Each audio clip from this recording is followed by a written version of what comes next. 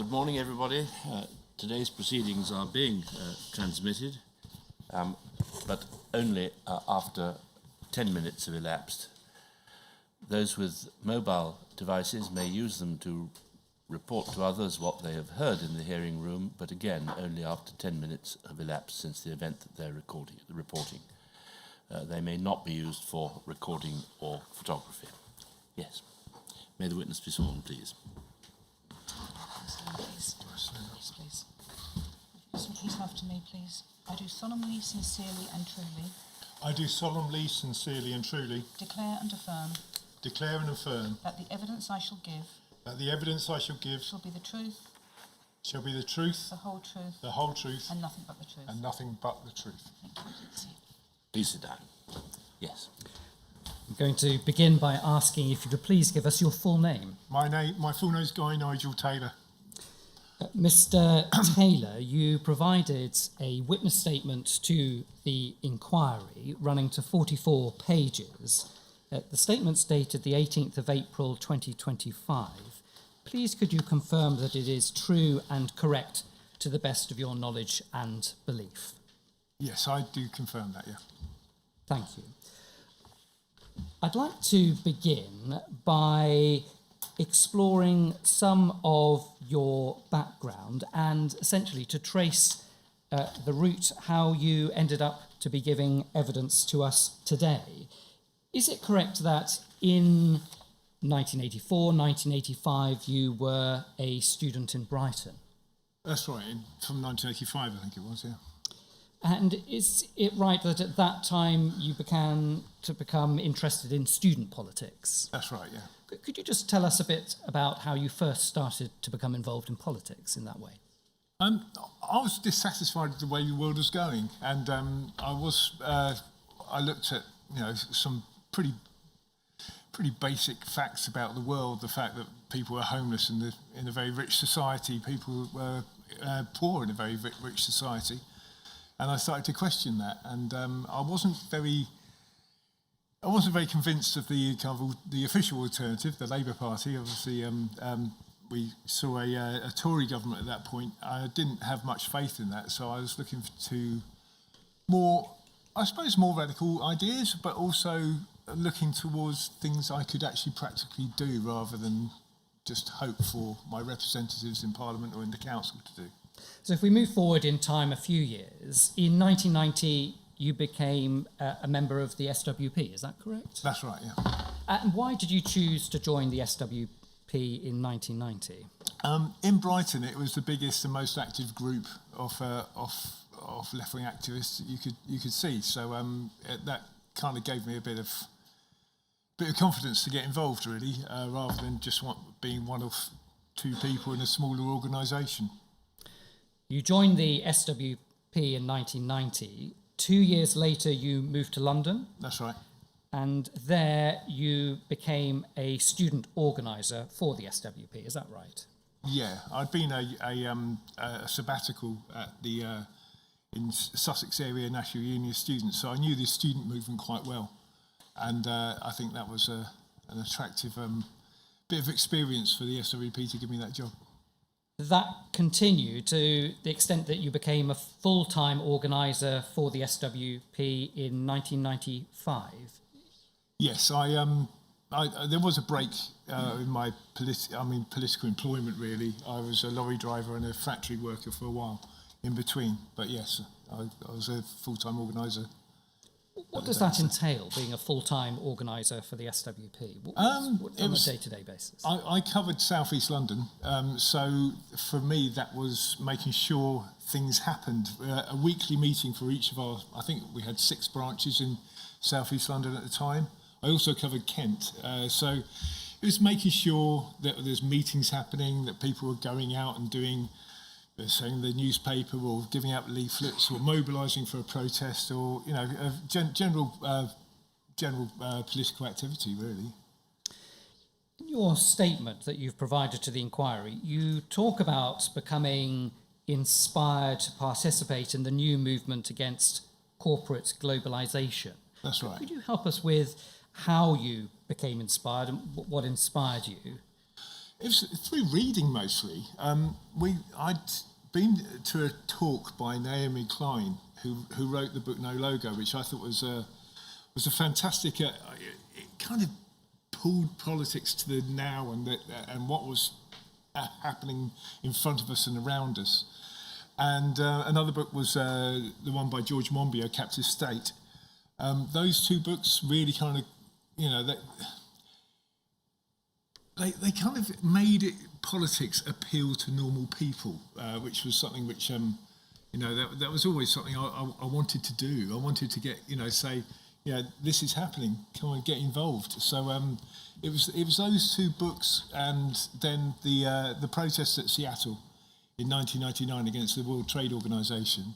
That was a great mash of different people, from unions, from environmental campaigns, from little socialist groups, from across the whole movement, coming together at last to do one thing, which was oppose the World Trade Organization's neoliberal politics. So that for me was really exciting, and that's when I really wanted to get involved in it. So a particular event, the Seattle protests in 1999. Mm-hmm. Following those protests, could you help us with events that particularly influenced your later work in activism? Sure. Well, that was in 1999, as you say, in September. The following year, there was a meeting of the World Bank and IMF happening in Prague in the Czech Republic. And I think people across Europe started thinking, well, this could be a similar time. It could be a real get together of lots of different people. So I and other people not in the SWP from other parts of the movement, I helped organise a couple of coaches to take people from London to Prague for the protests. When I was out there, I bumped into a friend of mine I'd known from my Brighton days, and he'd actually cycled from Brighton to Bhopal in India to raise money and awareness for the Bhopal campaign, the chemical disaster that happened there a number of years before. And it was really exciting to see him just on a random demonstration in a country I'd never been to before. And basically we got talking. And we met up after we came back to the UK, and we decided that you had people from the NGOs, you had people from the radical left, like the SWP and the anarchists and what have you, but there was a huge section of the left which were missing for that protest, especially from the British mobilisation. That was the unions, the Labour left, and other people like that. And we just pausing you there, you mentioned the unions. What connection did you have, if any, at that time with people in the trade unions movements? As an SWP organiser, you do get involved with trade unions quite a lot, because you're organising stuff around workplaces, around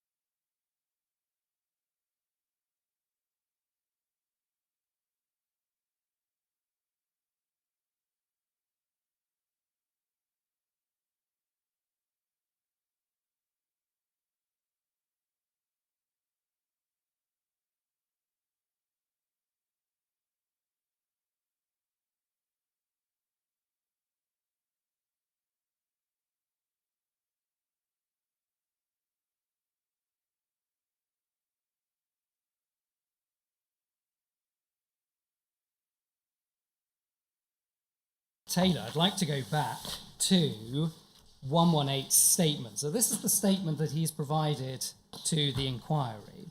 And I was asking you about your reaction to his description of globalised resistance as being subordinate to the SWP. But in that same sentence, he also states this, describing GR as more direct action. Okay? In relation to that description, direct action, and we will see repeatedly it's referred to in reports and various documents that I know that you have seen. Firstly, direct action, what do those words mean to you? When someone describes events as a particular group taking part in direct action, that an activist was involved in direct action, what's your understanding of those words? How would you define them? I think I would describe it as something where people are taking an action which is more related to what they want to achieve. There's I'm an advocate of NVDA, which is non-violent direct action, which is maybe sitting down in the street, maybe some criminal damage, maybe on a corporate headquarters or something. Could be getting into a corporate AGM and standing up and voicing off exactly what you think of that corporation's behaviour. It could be sitting down outside a building to blockade it. It could be hanging a banner from a rooftop or something along those lines. So I think direct action is quite a wide spectrum of things, but certainly in some ways the actions are breaking into somewhere and disarming a fighter aeroplane or whatever, which has happened recently. That kind of thing can be viewed as direct action as well.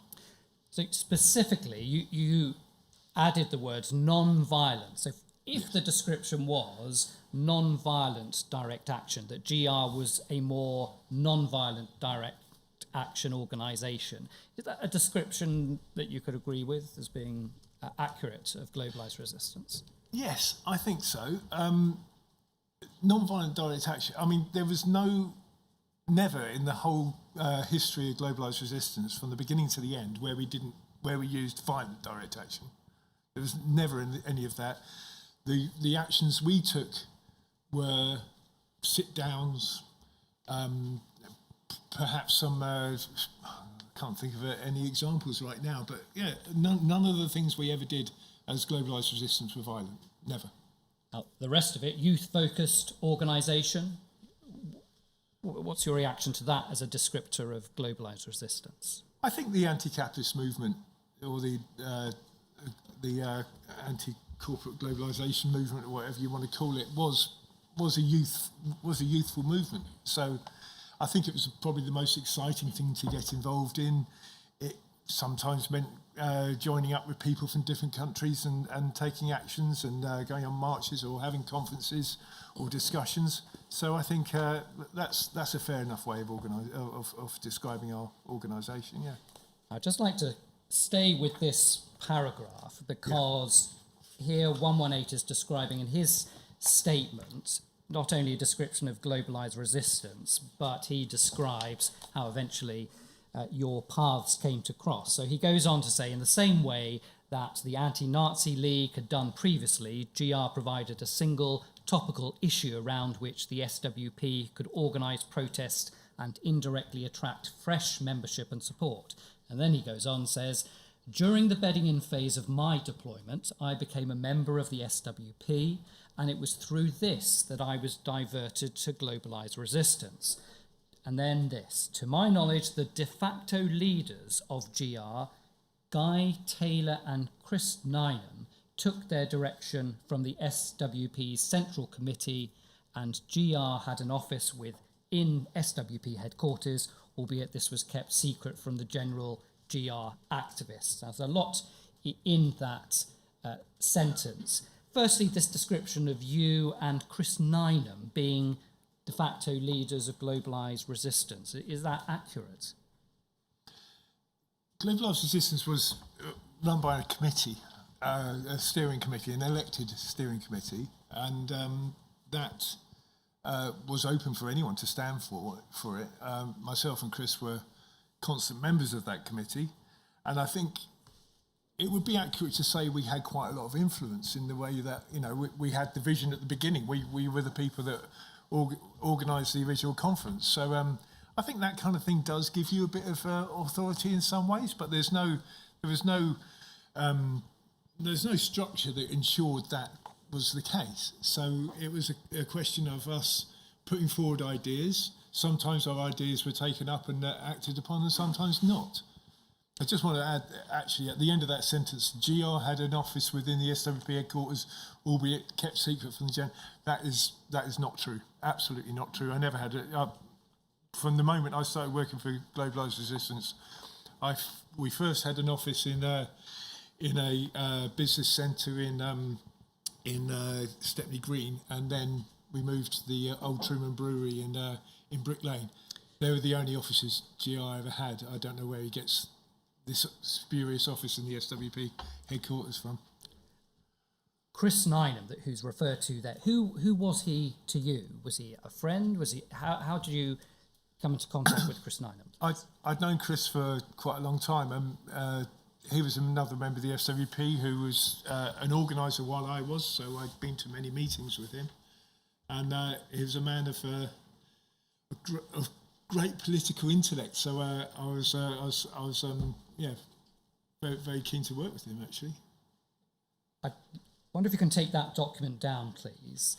And I'm going to ask you now about the approach that Globalised Resistance took to, you've talked about direct action and non-violent direct action, but I'm going to ask you about a specific topic of breaking the law. And in this respect, it may assist, I wonder if we can just return to Mr. Taylor's witness statement, please, at paragraph 21, because you cover this topic there, and I just want to ask you some questions about it.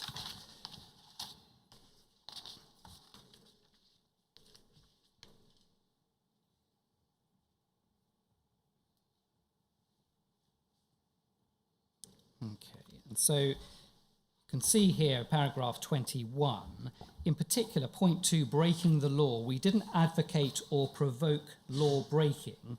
We would defend the right of people to effectively protest using non-violent direct action. Can you just assist, please, with the extent to which Globalised Resistance was willing to break the law?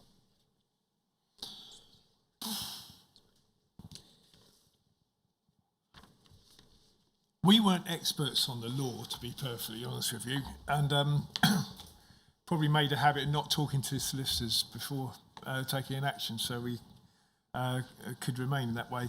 I think we most likely, I mean, I'm thinking of a couple of examples in London. There was one time when Henry Kissinger came to speak at the Royal Albert Hall, where we had a protest. Our protest was a street theatre. We put a giant puppet of Henry Kissinger on trial, and had judges and various actors playing roles to get the story of Henry Kissinger and his record across to people. And after that, when we were crossing the road to go into the organised pen that the police had kindly put out for us, we sat down in the road and blockaded it. I suppose that's obstruction. I suppose that's a crime in some ways. It was that type of thing we participated in. So I mean, I don't think it was. There was never any kind of big crimes where people could conceivably face incarceration or whatever as a result. It was low level stuff like blockades and what have you. And following on from that, and you describe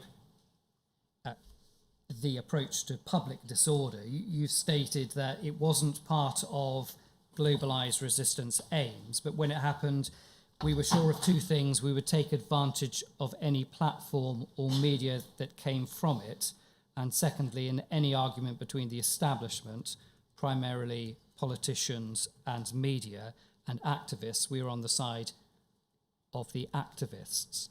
Could you help us with this? In terms of globalised resistance approach to public order, it wasn't the aim of globalised resistance, but did it happen? Did globalised resistance, and we will look in more detail in due course, but did it prompt public disorder taking place? No. We were mobilisers. We were very effective mobilisers. We put people on the streets to take actions to put forward an alternative view of the world. We were basically in a propaganda battle between the politicians and the media and ourselves to say that's wrong. You know, our arguments here are correct, and we wanted to make make those points as best we could. So putting lots of people on the street was one thing. I mean, like, you know, when we did take people to Genoa for the G8, I think that was the biggest mobilisation of British people to an overseas demonstration ever. I'm pretty sure it was. So, you know, we organised, we facilitated people taking part in legitimate political actions, mostly marches, to be honest with you, and sometimes other things. I mean, like the vast majority of the actions we took were big organised marches, maybe with the Stop the War Coalition, maybe stuff we organised ourselves. But you know, that was the bread and butter of what we did. And there was other times where we would do things like big spectacular stunts, like the putting Kissinger on trial, making huge banner drops from Westminster Bridge and what have you. So I think we certainly when things got when things were violent on demonstrations, that changed things in the way of the media started taking notice. I mean, I'd been a political activist for a dozen years beforehand, and time and again the experience was go on a demonstration, go on the march, come back home again, nothing's changed, nothing's said, no one said anything. So when the media did turn its cameras towards us, normally for the wrong reasons, for there's been a bit of a scuffle or whatever. If someone wants to point a camera at me and I'll give them my point of view, absolutely, we took advantage of that. But it was not. We never tried to provoke that type of situation. That was mostly down to what the police's actions were. And you can see the third point there is subversion. In your statement, you say, "I'm proud of what we achieved, challenging capitalism," but then you say, "I don't believe in any way that what we did would justify being labelled as a subversive and being spied upon." So in the sense of intending to undermine or overthrow parliamentary democracy, your position is that globalised resistance was not subversive in any way, is it? I think, especially at those times, but even now, you know, opposition to capitalism and what it does to our planet, what it does to workers' rights, what it does to consumers' rights, what it does to ordinary people, is a very popular idea. And to call it subversive would be to try and say what a large number of people in society actually believe and concur with is some way subversive. It's an alternative viewpoint, but I don't think it's trying to undermine society completely. I think you know, I'm sure other people have got different definitions of subversive, but it's used as an excuse to send people to spy on us, and that for me was actually unbelievable. I mean, on the question of violence, I've never been arrested or convicted or even suggested that I've been violent, and also towards the end of the documents which we've been served with, there was a very interesting one. I think it was written by Andy Rintoul, and it was a risk assessment on globalised resistance after Simon Welling's 118 had been. We'd actually found out that he had been talking to the police about our actions, and the risk assessment decided that we weren't violent. And I think it's worth saying that here, that there was never any question of us being violent, and the police actually concurred with that. Before asking you about how you came to meet HN 118, I just want to ask you about one further document that describes globalised resistance. It is, so at your tab C8, it is MPS 0041-006, please. So this is a description of globalised resistance, also dissent, but it is globalised resistance that I want to ask you about. And can you see the last paragraph there? It says, albeit GR is a militant revolutionary group. Now, pausing there, this document, doing the best that we can, we have, as an inquiry, have dated this as the 23rd of February 2005 that this document was produced. And so it describes globalised resistance as a militant revolutionary group. Can I ask you for your reaction to that? How accurate is that description of globalised resistance? I'd say it's not true. Globalised resistance was a gathering of people of different political viewpoints. I mean, we called it an anti-capitalist group, and anti-capitalism, for me, was a rejection of the way things are run. Anti-capitalism also comes from when you place a demand on the system, perhaps let's take action, decisive and complete action to stop climate change. That is a demand that capitalism cannot find itself capable of delivering, and therefore, when you ask such questions and capitalism finds it impossible to concur, you become anti-capitalist. So that's reason why we use that term. I think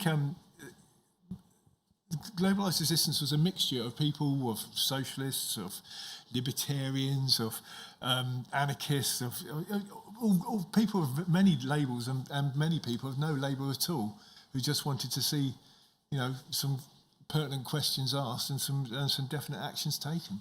Well, let's continue with the description. So, albeit GR is a militant revolutionary group, it is also a pragmatic one, does not openly endorse violence as an everyday means for achieving its aims.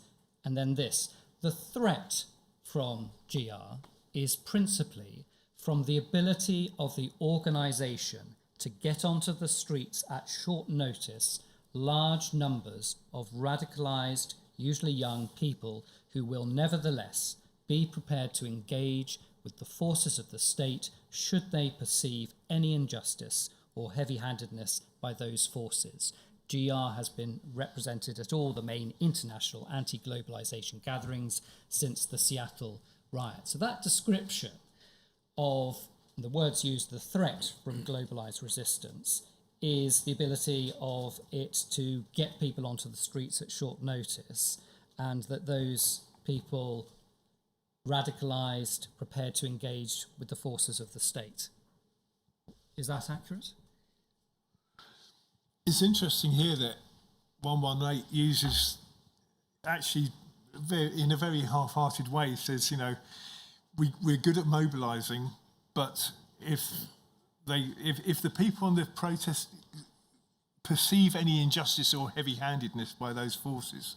So, in some ways, I would say, he's edging towards the correct answer here, in the way that we mobilise, and if the police do take a heavy-handed attitude to protest, people will resist it. I think that's almost there. I wouldn't have put it in the same way. I would have been far more definite about it. But we were good mobilisers, as I said previously, and if the police attack a protest, they're the ones that come prepared to do things like that. Mostly protesters haven't got any form of weaponry or armoury on them. If that happens, what should people do? I think in some ways he's stumbled across a half-hearted way of saying what is correct. Well, I'm going to ask about those words, good mobilisers. Could you help us in terms of numbers? What sort of numbers at this time? So this was written about 2005, so in the early 2000s, how many numbers of people could globalised resistance bring out? Well, I think to Genoa, which is a very difficult mobilisation given the distance, I think we probably took over 1,000 people. On protests or actions here, there's many different influencing facts on every single mobilisation, because there isn't, if they're a weekday, if there's an issue which is really concurring with what people are feeling at the time. So I'd say for example, on one of the protests against the arms fair in East London, which are happening every other year, we'd probably take a couple of hundred people. But then, if there was a big protest, there's a big protest at the end of the European Social Forum in London, where we probably had a few thousand. So it could be anything really, up to I don't know, maybe 5,000 maximum. What would you say if someone made the point that there was at least some justification in the police putting someone into a group like Globalised Resistance who could, as you've described, bring thousands of people onto the streets of London? Would you accept that there is any justification for essentially tabs being kept on such a group for public order reasons? Well, there was never any public order threat from that. Mobilising people to a protest is a legitimate form of political action, which should be lauded actually. To actually facilitate people taking a role in society and actually voicing their opinions, I think is a very positive thing. I think the idea of actually paying someone a full-time wage to look at us, when most of the things we did and we were planning were on our website anyway. I mean, to this day I can't believe we were worthwhile just looking at in that way. I think it was completely over the top. We never planned violence. And you could tell from Welling's reports, he never reports on us planning a fight with the police. There's one time Chris Neynham apparently asked me to be on standby to kick things off with the police on a demonstration, which I wouldn't know how to set about doing that. We will come to that report, yeah. But let's turn now to 118's reporting. I wonder, sir, it's behind your tab B2. If we could please bring up on screen MPS 006341.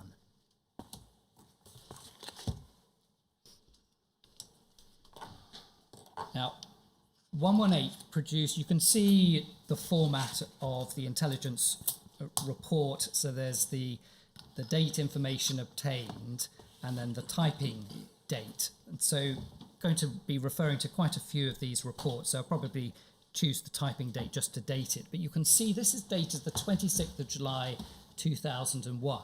So this is the earliest report that HN118 produced. Now, he produced a couple more the same date, and they're very similar, but let's just have a look at the way it's set out. So you can see title, Globalised Resistance, your name, Guy Taylor, Intelligence Groundhog Day, so this is the code name that HN118 was originally given. And then Guy Taylor, one of the leading figures within Globalised Resistance, is using the following mobile phone number. And the two other reports dated the same day, reporting similar information about people's telephone numbers.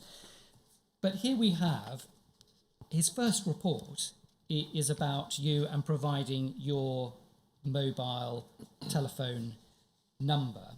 And I'm going to ask in terms of the date of this. So this is 26th of July 2001. Does that help you anchor the time when you first met 118? I've been racking my brains trying to remember the first time I met him, and I really can't. I think one of the things that comes up from other people's reports of 118 was that he was a very forgettable person, and I think it worked on me on that one. It's quite incredible, this report actually saying my mobile phone number, which had been in The Guardian the previous year. It's not exactly startling news to anyone, and I'd been in touch with the police many times organising protests, so I think they had my phone number anyway. But I can't remember the first time I met him, to be honest with you. I'm going to refer you to another document which might assist. I wonder, sir, it's at your tab C10. It is MPS 0721 966, please.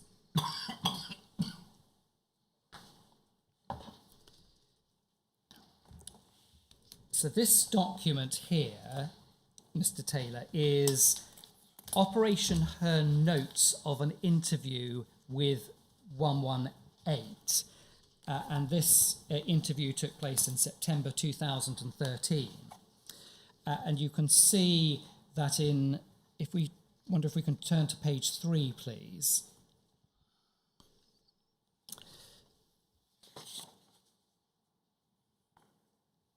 So this is a description. If you look at 1, 2, 3, 4 paragraphs down, so this is 118, a description of 118. It says, not long after this invitation, he did sign up to the SWP and began paper selling a couple of times a week. Okay, so this description by 118 of what he did, selling SWP papers. And then he says this: the shining star of globalised resistance was Guy Taylor, and he worked out of the offices in Brick Lane. He started going along to globalised meetings, so this is referring to 118 going along to globalised meetings, and volunteering in the office. It was not difficult to get involved, as it was all about raising the profile of the group. So here, 118 is describing, in 2013, how he infiltrated globalised resistance. But this suggestion of volunteering in the office, is that something that would not have stood out at all? People saying, hello, I'd like to volunteer. How can I help globalised resistance? Is that unremarkable, or does it stand out in any way? It was unremarkable to me. I had a series of people coming into the office to help out, people who had the time. I mean, obviously, most people are working during the day and they don't have the time to come in. And if someone's got a part-time job or they work on projects with gaps in between, that was quite frequent to happen. I mean, I never really had suspicions that we would be infiltrated. I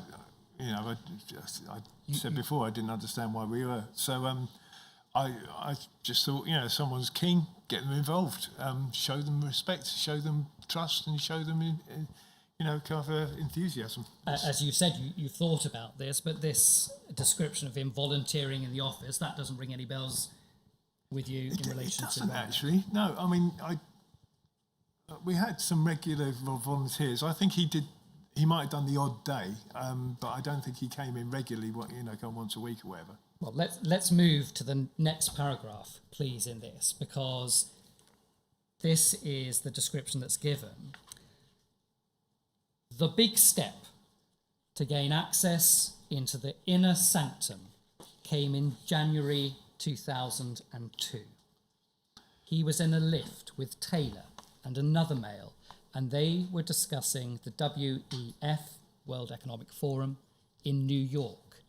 They were aware that he had a job and income, so suggested that he could get the money together to go to New York to the demonstrations. Now, this is described as a big step to getting into the inner sanctum of globalised resistance. This is January 2002 from the description. So just putting that in the context of that first report. So the first report providing your mobile telephone number is 26th of July 2001.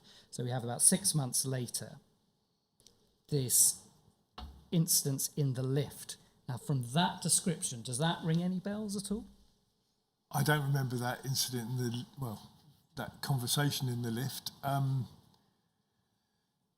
mean, for these overseas protests, they happened reasonably frequently. I mean, there were probably about 4 or 5 a year at that point, and we would invite everyone.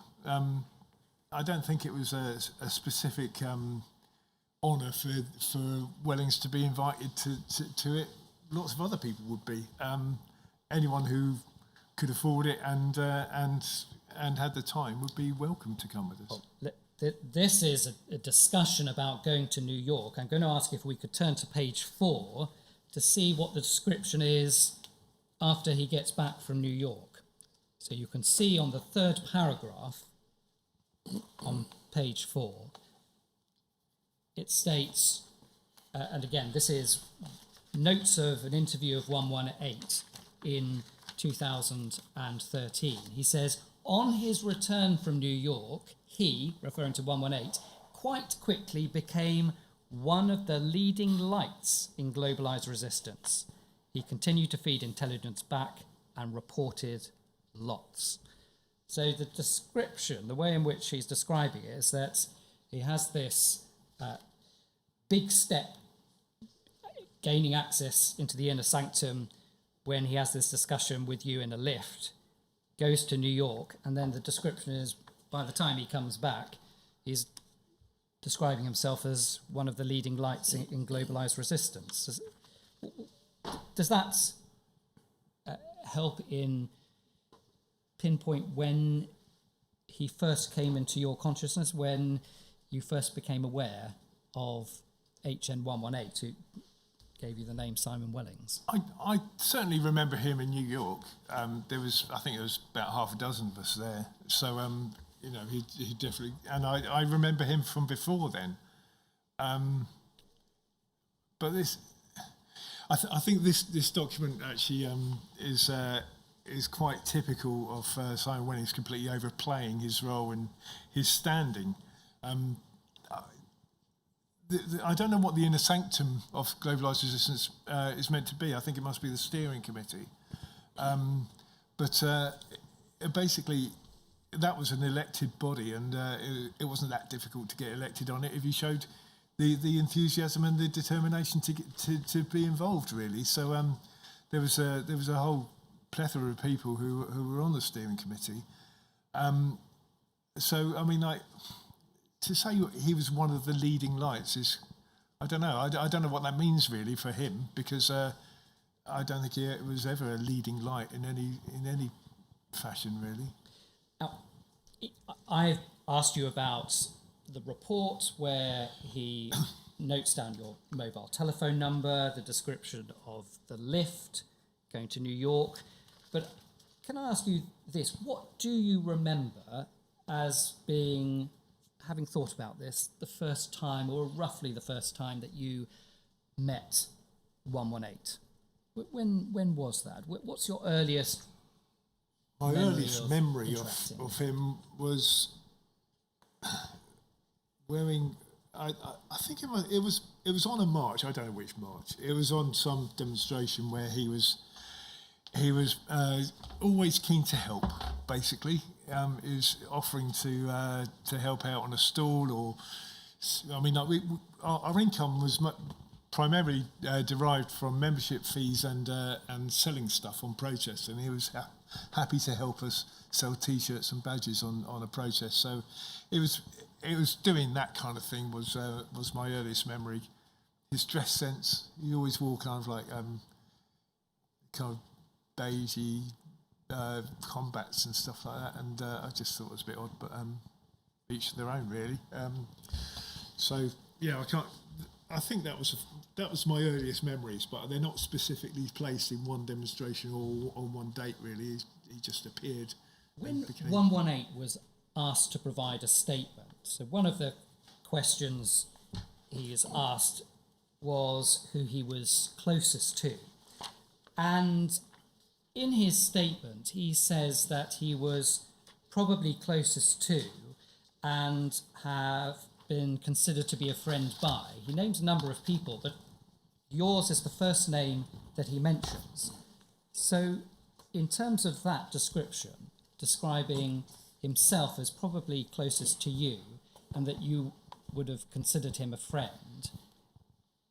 Would you agree with that? Were you, before of course you knew who he was, did you consider him a friend? I was heavily influenced in my time in the SWP by a man called Duncan Hallis, who was a working class intellectual who's now dead, and he came to speak in my district when I was an organiser there, and I was talking to him about this lad who was I think it was a postal worker. I was trying to get him involved, and he couldn't come to meetings because he had to get up early, and Duncan said to me, "Look, he's a member of your organisation. You treat him like gold dust." And that's what I wanted to do. That's what my policy was in globalised resistance. If people came along and wanted to get involved, I treated them with respect, with interest, and to try and get them involved and to show them trust. And that's what I did with Simon Wellings. Now, if he interpreted that as me being his best mate, fair enough. I was happy for him to think that. And I wanted, my job was to kind of get things moving, get things organised. So he showed a propensity for doing stuff online and doing websites. So he said, "Yeah, you do the website, get involved, do it." And it was that attitude of trying to get people to contribute and show them that we valued them was a very important part of globalised resistance. That's why it was so popular. Did you ever socialise with him? Yeah, after every meeting ended up in a pub, to be honest with you. I was very keen on that side of things. Well, in relation to what you've just described. He'd always be invited to the pub. How many people, after meetings, after demonstrations, ended up in the pub? Was it a much smaller, more intimate group?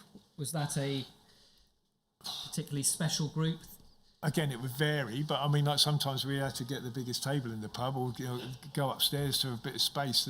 Quite often there was a dozen of us, so it wouldn't be the case that I'll be talking to him every time. There'll be people next to me I'll be talking to, and he'll be talking to other people. So it was quite a pub friendly organisation. Well, I asked about socialising. You described going to the pub, but is it right that when you were in that environment, and sometimes maybe going to sort of a room upstairs in the pub, is it that sort of environment where maybe discussions about more extreme actions would take place? Not in open meetings, but when there was a few of you left after meetings going to the pub, during those conversations, of course socialising, of course drinking, but in those circumstances, is that where the discussions maybe turned to areas that were more controversial? Would you agree with that? Not to my knowledge, no, not to my memory, of course. Certainly there would be, if something had happened, on a May Day protest or whatever, the discussions about that would take place, but certainly not planning anything like that. No. So, if someone were to suggest that, although you described the website, and I'll ask you some more details about that in due course, although you have a number of public meetings, websites, flyers explaining what you're going to do, if someone were to say, if you really wanted to find out what was happening, and really find out those particular discussions about actions that perhaps might prompt public disorder, those sorts of conversations would take place in the more intimate environment, for example, like in a room upstairs in a pub. And that is just the sort of reason why an undercover officer was deployed, because he can get into such a group. So in terms of, if someone said to you that there was justification in putting an undercover officer into that group because that's the only way in which certain information could be gleaned, what would your response be to that? I don't think any such discussions happened in those times. There'd be stories shared and what have you, but to plan something violent or something a bit more extreme, I don't recall that ever happening. We did what we said on the tin, and we were not hiding stuff from people and trying to do something a bit sneaky underneath that. I mean, like we were quite honest in that way. Your description of 118 in your statement, as you described it, as pleasant enough and also a bit boring. Yeah. Now, I want to ask you about what you observed about his conduct in the environment that you described in the pub afterwards. How did he conduct himself, as far as you saw, on those occasions? Well, he never brought around, but he certainly.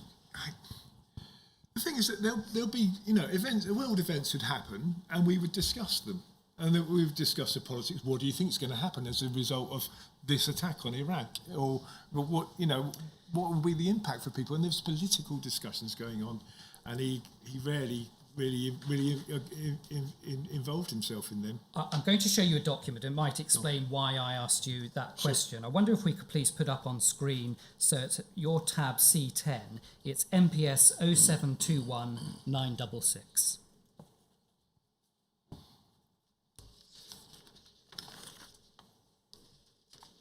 Okay, so this is the document we were looking at, but I'm going to ask if we can turn to page 8 in this document. So this is, again, the notes of an interview with 118 in 2013. And can you see in the middle of the page there's that heading, criminality?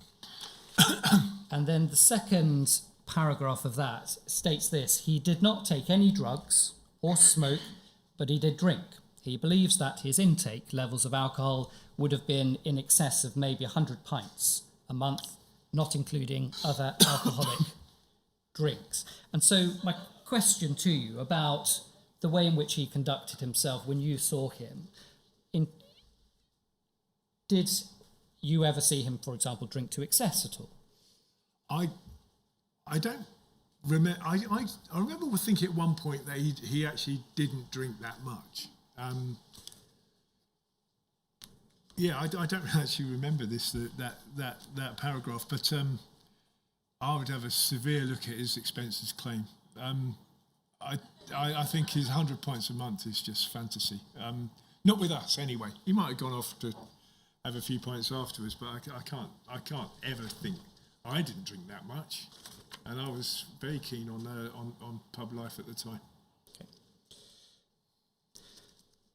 100 pints, that's a lot, isn't it? You have heard that for other undercover officers, that part of their training or what they're told is that they shouldn't act as agents provocateurs. Okay, so they're there to observe, take intelligence, report it back, but not to act as an agent provocateur. And given your contact with 118, would you agree that he did not act as an agent provocateur at any point? Well, there was two parts to this, actually. There was, firstly, he would, at least at steering committee meetings, he would, I can't really remember him putting forward ideas, but he would normally back the most radical idea of any action there was. So he was much more keen on calling the police filth and kind of pushing for the most radical actions. So there's one time which really comes to mind was when George Bush was in London, and there was a big demonstration, and he was due to go to the US ambassador's residency in Regent's Park. And basically, we got wind of this. We rushed down to Hyde Park Corner to protest at the presidential cavalcade going past. And myself and one other activist were from GR were part of a small number of people, probably 20 or 30 people that got surrounded by the police quite quickly. And Wellings wasn't in that curtailment. He was outside, and he was like, "Come on, God, get in there!" And he was. His actions to me were saying, "Why don't you hit the police or whatever?" Which would have been a mad thing to do at the time because we were heavily outnumbered, and I'm not very good at hitting people. So basically, I think it's he did encouraged that quite consistently throughout his time with us. When it came to actually on the street and doing things, he was always there to push things a little further than perhaps we were prepared to go anyway. Well, what you've described is an instance in 2003 when Yes, George Bush visited London, and you've described physically what he did. I'm just going to ask you a bit more detail about that. So you demonstrated that he was hitting his fist into his palm, but who was that directed towards when he was doing that? I thought it was directed to me and that other activists that he knew. What were you doing at the time that he was demonstrating this action? Well, there was one other person in the little curtailment had a sound system, and I think he was playing Trapped by Colonel Abrahams, and we were dancing to that. Were there any police in the vicinity? Oh yeah, we were surrounded by the police. Yeah. Apart from this incident, though, can you remember any other occasion when he was encouraging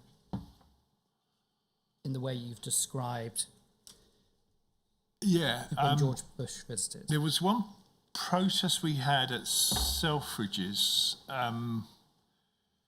which was against the sale of Palestinian goods that had been labelled Israeli, and so there were people inside the shop and outside. I was outside the shop for the entire protest, but he was really trying to get people to push their way in past the security guards there. And I actually had a word with him afterwards, not immediately afterwards. I think the next time I saw him, to say that was a bit much. You've got to be a bit more careful than that. You're going to get someone arrested at some point. And he goes, okay. So, yeah, that concerned me. Looking back, and of course it was some time ago now, but Sure. is it correct that those two episodes stand out as the high point of him? I was asking about acting as an agent provocateur, maybe whipping things up, but it's the pushing that you had to talk to him about in relation to past the security guards in Selfridges, but also the punching his palm at the George Bush visit. Yeah. Would you agree with those two events the high point of it? Well, they're the bits I witnessed. I mean, mostly on a demonstration, you can't see everyone all the time, and certainly, I would not witness to most of the time he spent on a protest. So I don't know if there was others. There could well have been, but they were the bits I saw. I don't know if they're high points. So they were just silly little incidents, I thought. Your words, silly little incidents, but can I just, before leaving this topic, ask if we could please go back to Mr. Taylor's statement at page 34.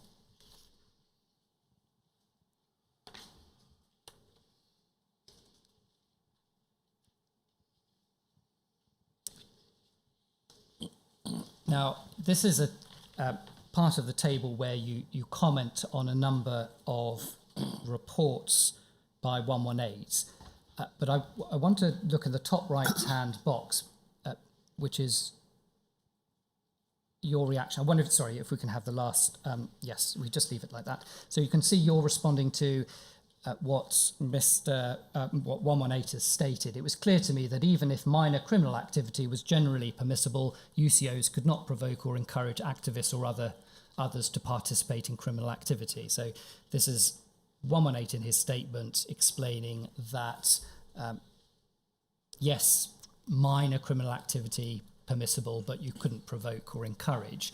And your reaction to that in your statement, you say this: strange then that I have a very distinct memory of being kettled at Hyde Park Corner during an attempt to disrupt the journey of US President Bush to the US ambassador's residence, what you were describing. And then you say this: Wellings was not in the containment, but was in sight, clearly encouraging us to attack his police colleagues.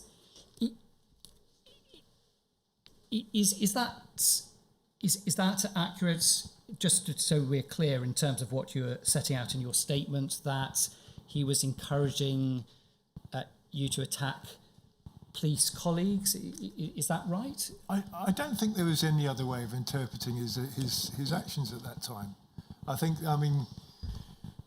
either that or no, it would be impossible for him to be encouraging the police, that would have blown his cover, encouraging the police to attack us. It was certainly trying to raise the temperature in that confinement through violent actions of one side against another, and I do believe it was encouraging us to attack the police. Yes, absolutely. Your evidence, he was encouraging it, but you did not attack the police, despite what you didn't attack the police, despite. We didn't. No, not that stupid.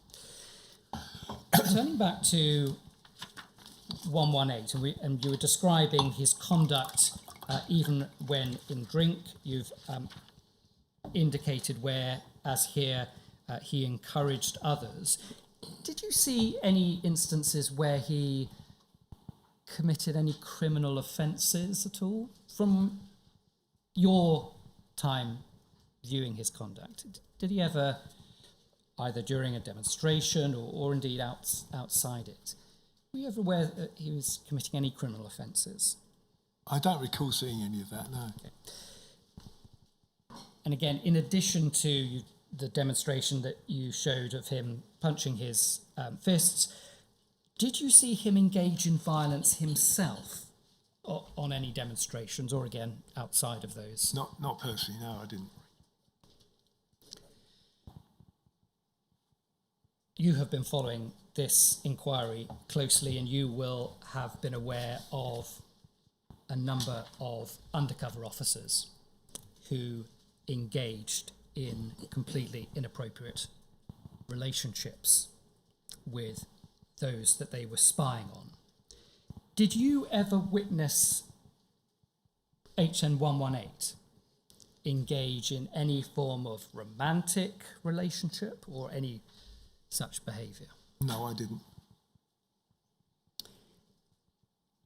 As far as you were aware, did he present to you as someone who was single during the time that you knew him? Yes, he described himself as single for sure.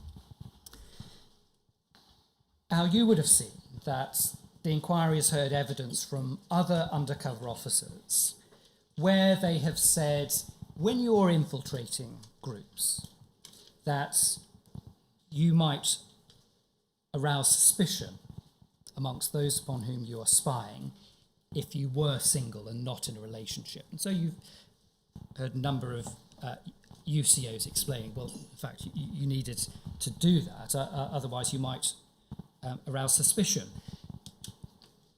Were you ever suspicious of HN 118 because he presented as a single man? Not for a moment, no.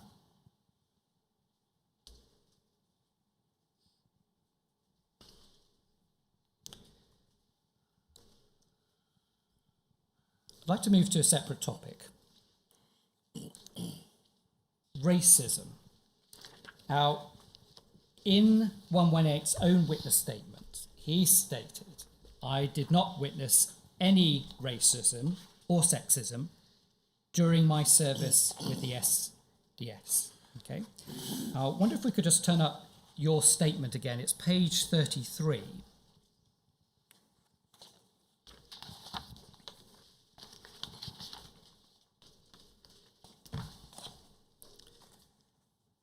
Now, 118 says he didn't witness any racism or sexism during his service with the SDS. And then if we look at the bottom row, the right-hand column, you state it is doubtful that Wellings would have noticed much racism as he inadvertently displayed it himself, but in a less brutal way than he might have. I just want to look at the words that you have set out there. So in what way did HM 118 inadvertently display racism? perhaps I'm being a bit generous to him with that wording, but a couple of incidents I can recall immediately where there was a meeting, I think at the London School of Economics, where I had a few people on the platform, and his report on me was I turned up at that meeting quite annoyed because I'd been followed by uniformed police officers all day that day. I think it was on the eve of the huge 15th of February 2003 anti-war march. One of the speakers on the platform that evening was a member of the MST, the Movimento Sem Terra, which was the Brazilian landless people's movement, an organisation we had quite good links with, and we featured their speakers on more than one occasion. There was some story about me wanting to tell everyone at the meeting to join the occupation that was going on in that university that evening, which I can't remember even planning to do that. But he then said, I didn't ask people to join the occupation because the speaker from the Colombian landless movement, which was a Brazilian, not a Colombian, produced a large bag of cocaine, which is just beyond. I mean, there's very lazy racial stereotyping, I think, but he confuses people from Latin America and from different countries, and suggests that because they come from Colombia, they've got a large bag of cocaine on them, which would be the most insane thing to do, to come to this country as an activist from Colombia and bring some coke with you. I think that was a very lazy racial stereotyping. Can you think of another example that's similar to that falls into that sort of category? I can think of one. I've got an understanding we might get onto it later, when there was an activist we refer to as MT. We will come highlighted. to MT, so we can address it then. There's other things. There was a couple of Muslim activists on the GR steering committee. I think it was 3 at one point, and they were reported as kind of wanting to go to Baghdad and do for nefarious activities and what have you in one of his reports. Certainly, there was a racist undertone to some of his reporting, which kind of took up as stereotypes and imposed them onto different people. So I mean, I noticed that more in the reporting than I did at the time, but certainly I think some of his reporting has got quite worrying racist overtones to it. I'm going to ask about a specific report. So it's your tab B186. It's MPS 0029562, please. So what we have here is a series of intelligence reports. I'm going to ask, in fact, if we can turn to the second page. So can you see the second report there? We can see in bold it's Intelligence, Globalised Resistance, Stop the War, Visit of US President George Bush. But what I want to ask you about is, if we look at the second paragraph, the main national demonstration is due to take place on Thursday, the 20th of November at 2 p.m. And then this: the conversation in recent days amongst London-based anti-capitalist activists and Stop the War Coalition members has been peppered with references to the revelations in the BBC's The Secret Policeman television programme. The racism exposed in the programme has genuinely shocked and outraged many London activists, and although many of them would have already been of the opinion that the police were racist, it is another thing entirely to see it portrayed in such a graphic and chilling way. In relation to this particular television programme, did you ever discuss this with HM 118? Did it ever arise in conversations where you and 118 were in the group that you recall? I think undoubtedly we had discussions about that. Whether I spoke to Wellings directly, I cannot remember. It would have been one of the issues that come up at the pub after a meeting, I'm sure. Especially something as shocking as that programme. So I think, it could well have happened, but I can't remember it specifically involving 118. And not this particular programme in particular, but generally, what was racism in the police force a topic of conversation outside the particular reference to the programme, or not that you recall? I think it would have been, for sure. I mean, my experience in South East London, remember, that was where Stephen Lawrence was killed. It was where we had many protests against the British National Party headquarters and all the rest of it. So that had been a very, very much a part of my political DNA from those moments on. So I think my experience in seeing that kind of stuff happening around me when I lived in Plumstead was very much a case of that would be discussed, but I can't remember his reactions to stuff specifically. I think he would have concurred, but I don't think he really. I mean, that was the case in many political discussions. He would say a few, encouraging or agreeing noises, but he rarely really participated in political discussions, because I thought he was completely out of his depth. He didn't really understand that much. He just played it safe and kept it quiet, really. You say played it safe, kept it quiet, leaving aside those instances that you referred to earlier when I was asking about anything that he did that could amount to being an agent provocateur. If someone were to suggest that in infiltrating globalised resistance, that generally speaking, HN 118 did not try to rock the boat, he didn't do anything inappropriate, that he really just reported back what information came his way without disrupting the group. What would your reaction be to someone who put that forward as a proposition, that in effect his infiltrating globalised resistance was done in a way that minimised any negative impact on those in the group? I think there's a couple of things to say to that. Firstly, that's not what happened, though, was it? He took every opportunity to embellish and exaggerate and make his stories more exciting, I think, for the people that were reading them. So he constantly inflated his role, he inflated his standing in the organisation, but he also, suggested we were much more violent or radical or confrontational than we actually were, and went about trying to paint a much more sinister or much more dangerous picture of us than actually was the case. I mean, we were a danger to the powers that be because we could put people on the streets, not because we were trying to start fights with the police or anything.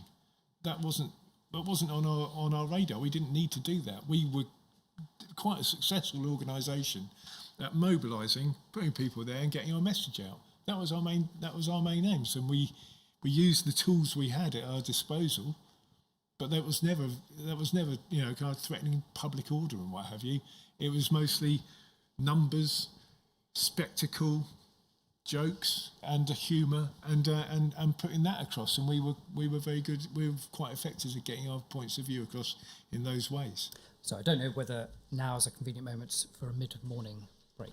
If it is from your point of view, then it certainly is from the point of view of the transcribers. We'll break for a quarter of an hour as usual. We always have a quarter of an hour break in the mid-morning session I'm up for that. for your benefit as well as Thank you so the transcribers. Yeah.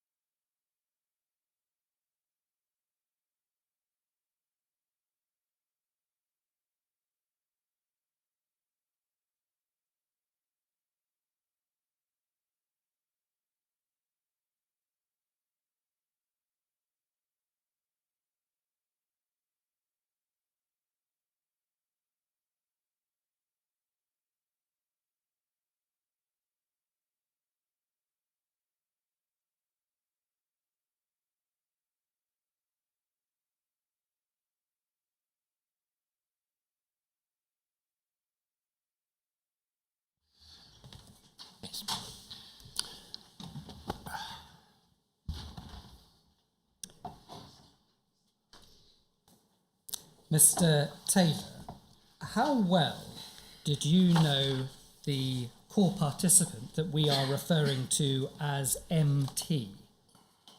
Pretty well. We played cricket together. He's been round my house before. We're good friends. I mean, I don't see much of him nowadays, so he's mostly overseas. I'm going to ask if one of HN118's reports could please be put up on screen. So it's your tab B152. It's MPS 0018972, please.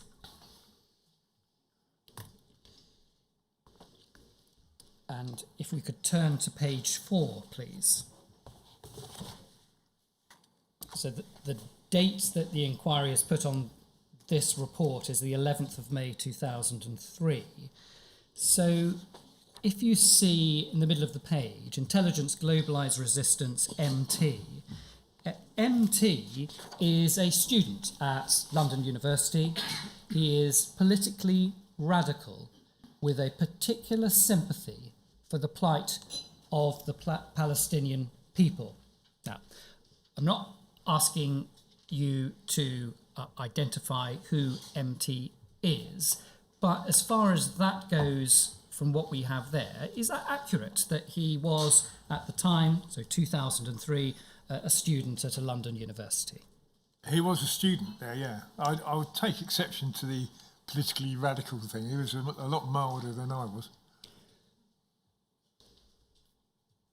So if MT was politically radical, he was milder than you were. Yeah. But would you describe him as politically radical? No, he was much more. I mean, I liked him as a person a lot. I mean, we got on really well, and we had a lot of things in common. But his politics were much more reformist, a lot more, kind of like. I think he tended to seek answers through the system that as it exists, probably legally or through elections and what have you. He was much more interested in that side of things than I was.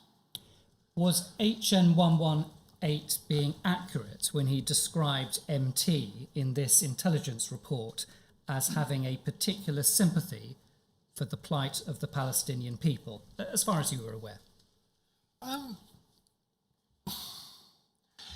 To me, he was. I mean, he got very involved in the movement against the Iraq War. That was his particular sympathy, as I could tell. He was, he was very much part of the Stop the War coalition. He was anti-war. I don't think he was particularly an anti-capitalist as such. I wanted him to become one. That's why I tried to get him involved in globalised resistance. But I mean, he was more moderate than it is described here. But what about, in particular, you've described his attitude towards the Iraq War, but here 118 is describing him as having particular sympathy for the plight of the Palestinian people. Is that accurate as far as he definitely had sympathy for the plight of the Palestinian people. That was without question. That was correct. But I don't think it was his. I mean, that was it still is a very key cause for people, even vaguely on the left. I mean, he had sympathy for that plight for sure. Okay. I don't know if it's particular. It was just one of the things he was concerned about. But the next sentence, he is an anti-capitalist. You took issue with... No, wrong. Becoming increasingly involved in globalised resistance. This is again in May 2003. Yeah, I was trying to pull him in, really. I mean, I think I alluded to it earlier this morning, where when you ask questions of capitalism that won't or can't deliver, you question more.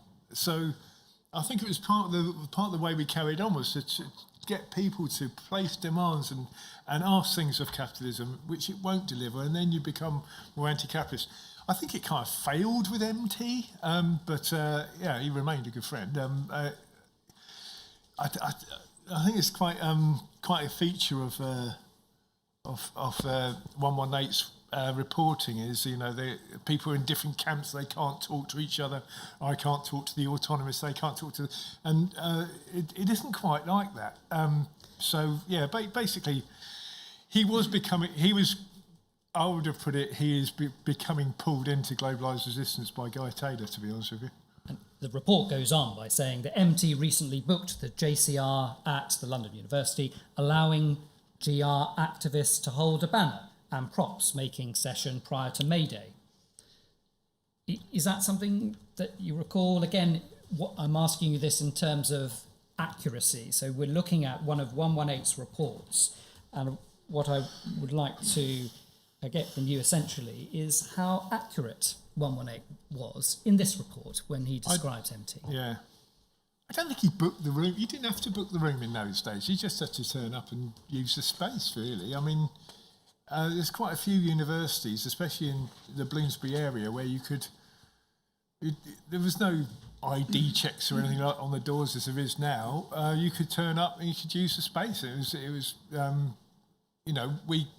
we had a number of students from that university involved in globalised resistance at the time, and for us to we wouldn't usually use the space without at least a couple of students from that university involved in what we were doing, because that would be a bit rude. But I mean, it wasn't rare for us to use space like that. I don't think anyone booked it. It wasn't necessary. Is the next sentence fair? He is a relatively coherent speaker and has conducted several TV interviews in recent weeks, both about May Day and the upcoming G8 protests in Evian. He is a very coherent speaker, I would say. Not relatively. He's conducted. I never saw him on the telly, but then again, I didn't have time to watch telly in those days.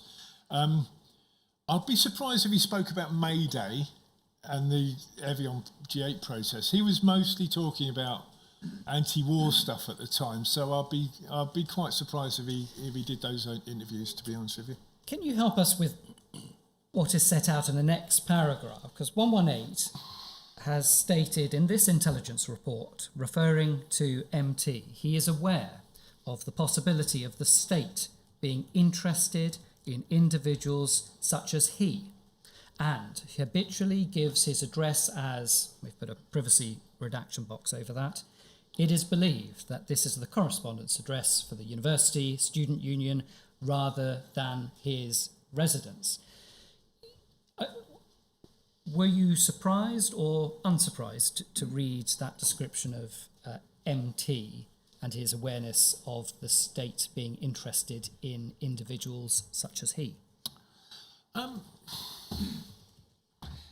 wasn't not particularly surprised. I mean, MT was particularly interested in human rights, and hence his concern for the Palestinian people, I reckon.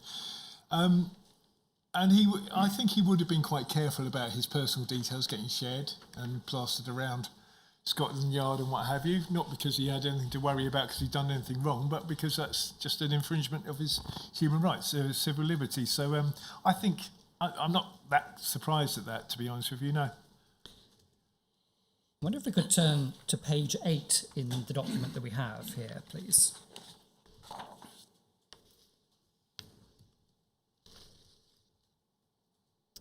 So this is in relation to election to the Globalised Resistance Steering Group.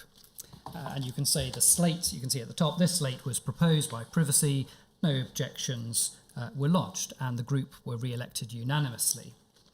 And then it goes on to state the following individuals were then asked to step forward in turn to the microphone and propose themselves by explaining briefly about their involvement with GR and why they should be elected. Each one met no objection and was elected unopposed by conference. And we can see the names are set out there, and the names include Simon Wellings, so HM118's cover name, but also MT. So we can see here they were elected to the GR steering group. Is that right? Yes. Quite surprised not to see my name on there. I think I was on the steering committee that year. Well, Unless it's been redacted. well, if we go to the page before, just towards the bottom, please. Oh, right.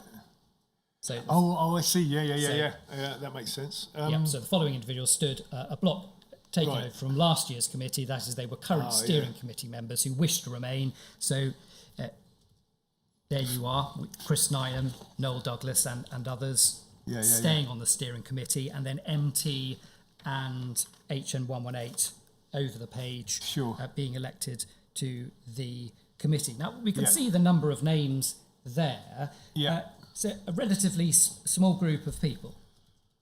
Yeah.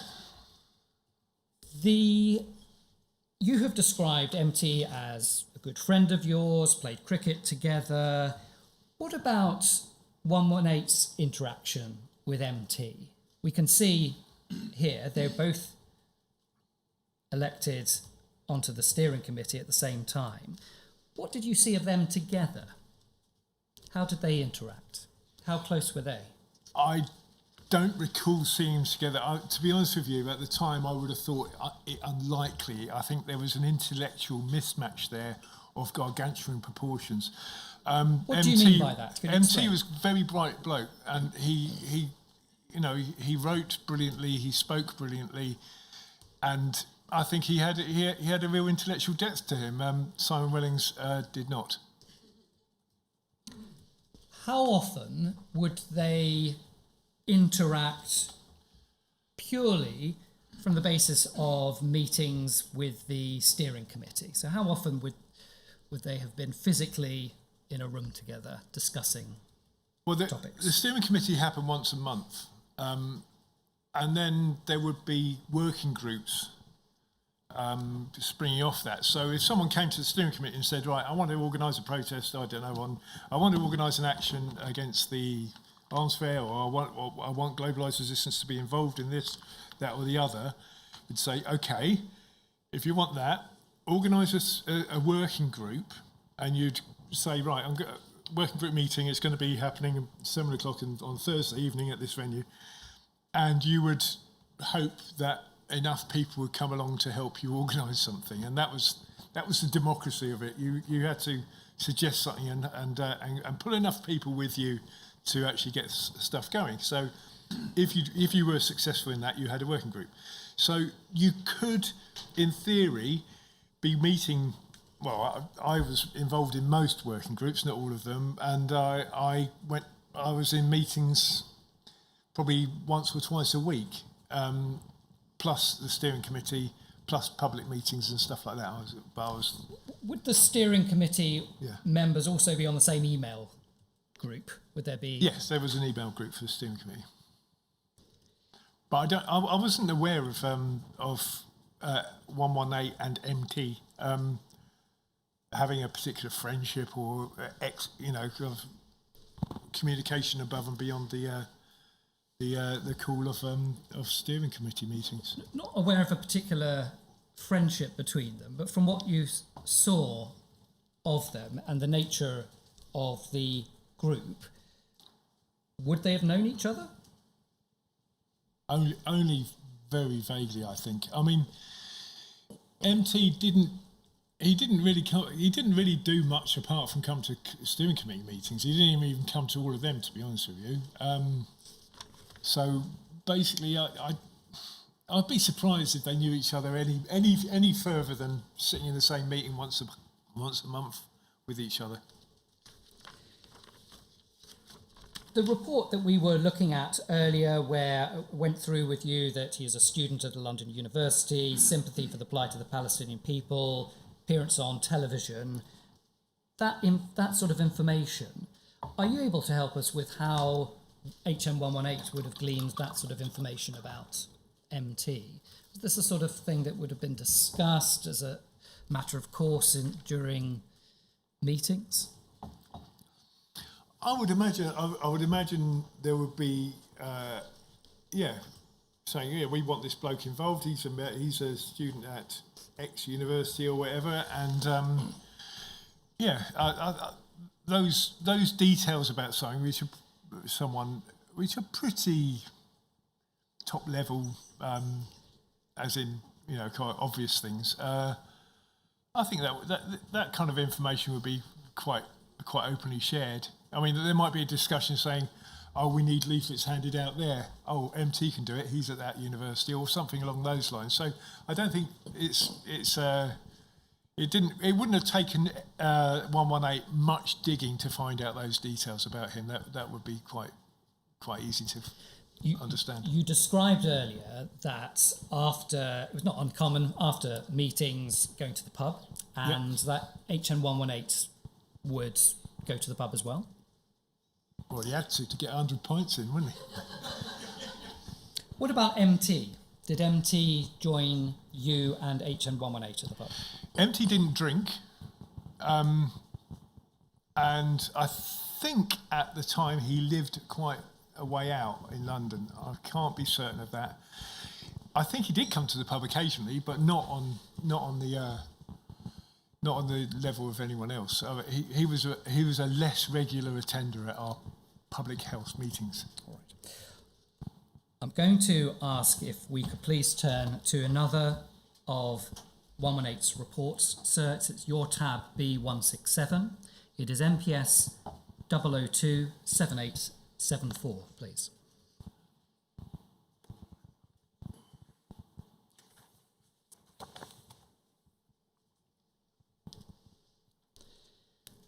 Now, you have, as with the other documents that we've brought up on screen, seen this report before, haven't you? I have, yes. Now, what I'm going to do is I'm just going to go through it, and then I'm going to ask you some specific questions about it. So first, the date. We can see 15th, 16th of July 2003. And MT talked out of extreme action by Guy Taylor. MT, the globalised resistance GR activist, intended to cause embarrassment to the visiting Prime Minister of Israel, Ariel Sharon, and his police protection during his visit to the UK. His plan involved dressing up as a suicide bomber and attempting to infiltrate Mr. Sharon's personal security cordon. MT seemed determined to carry out this stunt despite the obvious dangers. However, MT was talked out of doing it after having a long conversation with Guy Taylor, the de facto head of GR. Taylor did not do this on his own. He was helped by another member of GR, NFD, trusted by Taylor, and it was their combined efforts that eventually persuaded MT not to go ahead with his planned stunt. Okay? Now, in relation to this particular planned action to dress up as a suicide bomber, do you remember becoming aware of such a plan at any point? Yeah, I remember that conversation. The long conversation with Guy Taylor. I think it's worth saying that my impression is that 118 read Our Man in Havana and confused it with a tradecraft manual. This is absolutely not true in the case that this happened, but it wasn't MT. It was a different person entirely. Now, I'm not going to ask you to say out loud who that person is, but I am going to ask you, please, if you could write down the name on a piece of paper.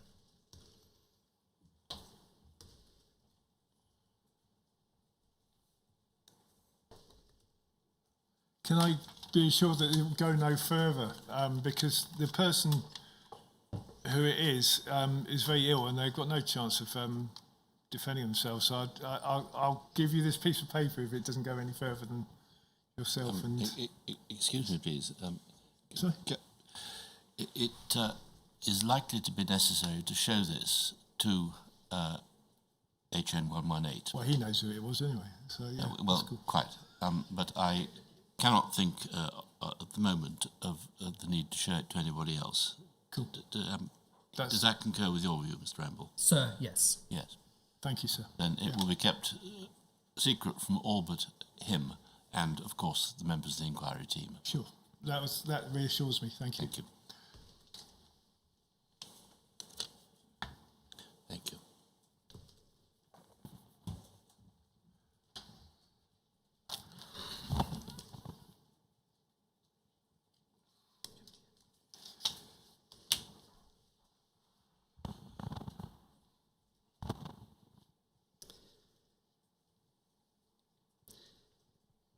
In relation to the identity of the individual,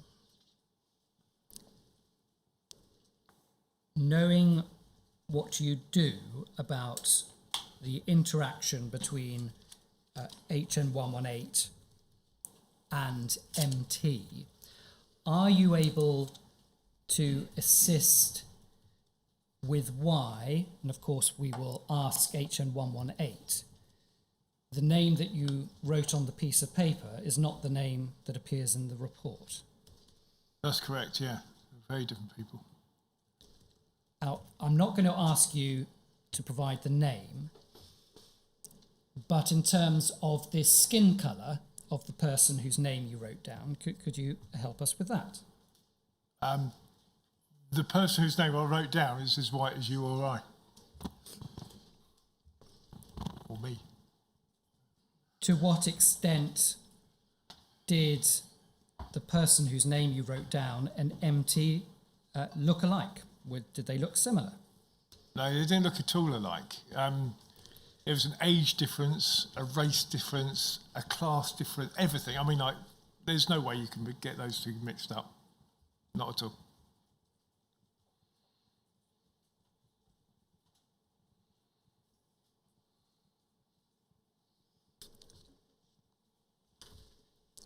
I want to move from the topic of the identity of the person to the description of the proposed action.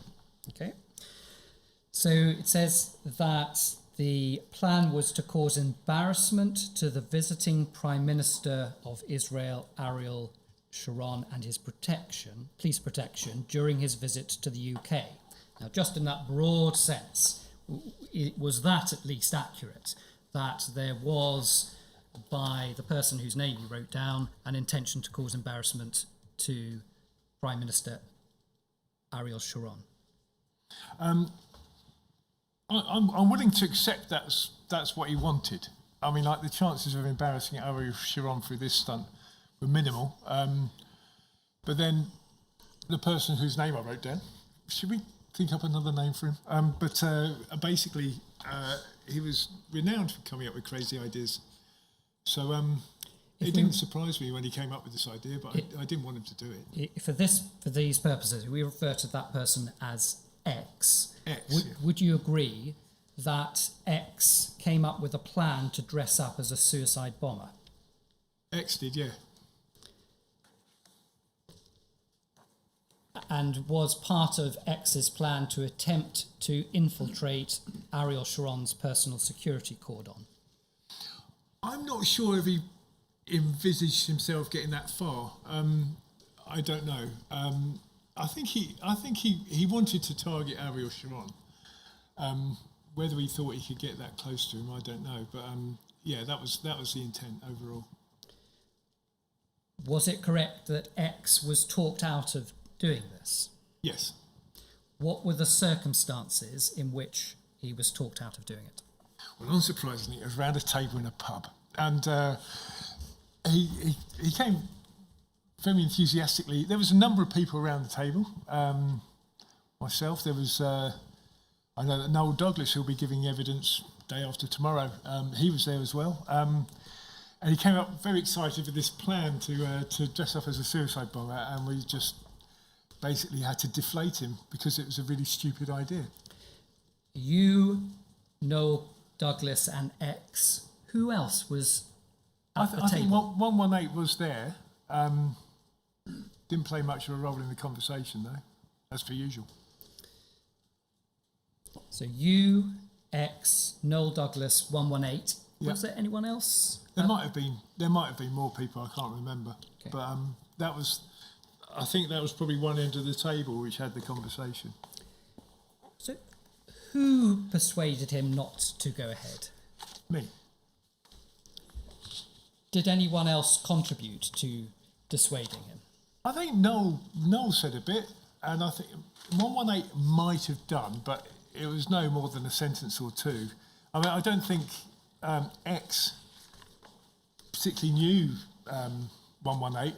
It's getting confusing, isn't it? But I don't think X particularly knew 118, and I don't think his words would have had much sway with him. It was the case that I had a very good relationship with X, and I did have his respect, and you know that was evident from loads of conversations we had. So I thought, yeah, it was probably best that I talk him down from this, which I did. Do you know how far developed X's plan had reached? They weren't developed. They were just a mad idea he came up with. Was the idea suggested to you in that conversation in the pub, or had it been suggested at a point earlier in time? I'm pretty certain it was just in that pub. I mean, it was one of those ideas you think, oh no, he's going to get shot. That would be a real shame. So we talked him down from it. I mean, it was such a crazy idea that you know. I was always in favour of people coming up with mad ideas because I thought sometimes they can turn into something good, but this one wasn't going to do that. So we basically, I just said, look, you can't do this. You might get shot. You might, it'll be really bad for our organisation. It just reflect badly on everyone. So please don't do it. And it took a while, and I'm sure it happened with the conversation veering off in various directions and coming back to the crux of the matter again. But I think the one accurate bit in this report is having a long conversation. But most conversations with X were quite long, and basically, I talked him down from it. I can't put it in any other way, really. What was in talking him down, what was your main argument to X when you were trying to dissuade him from doing this? I think when it comes to dissuading someone from something of such magnanimous idiocy, you throw everything you have at it, really. So it was about his safety, about reputational damage to the organisation, about is it going to work, is it is it possible to actually pull off all these different things. I put every argument I could into it because I wanted him to stop.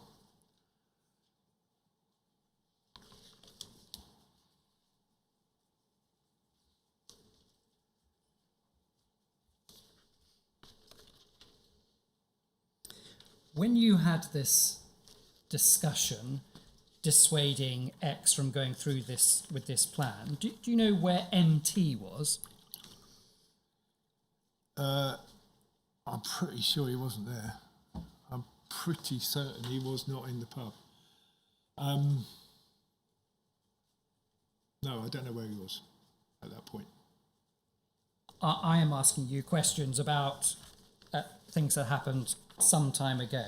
Is it possible that he could have been, MT, could have also been involved in that conversation? I am 95% sure he was not involved in that conversation.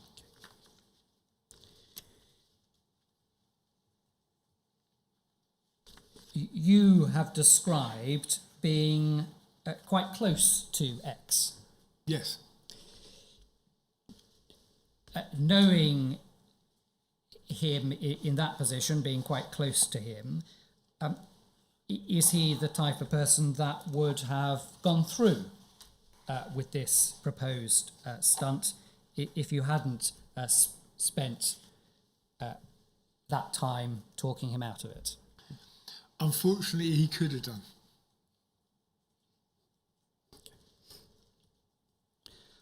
I'm going to ask if you could have a look at another document. So at your tab B277, It's MPS 0527121.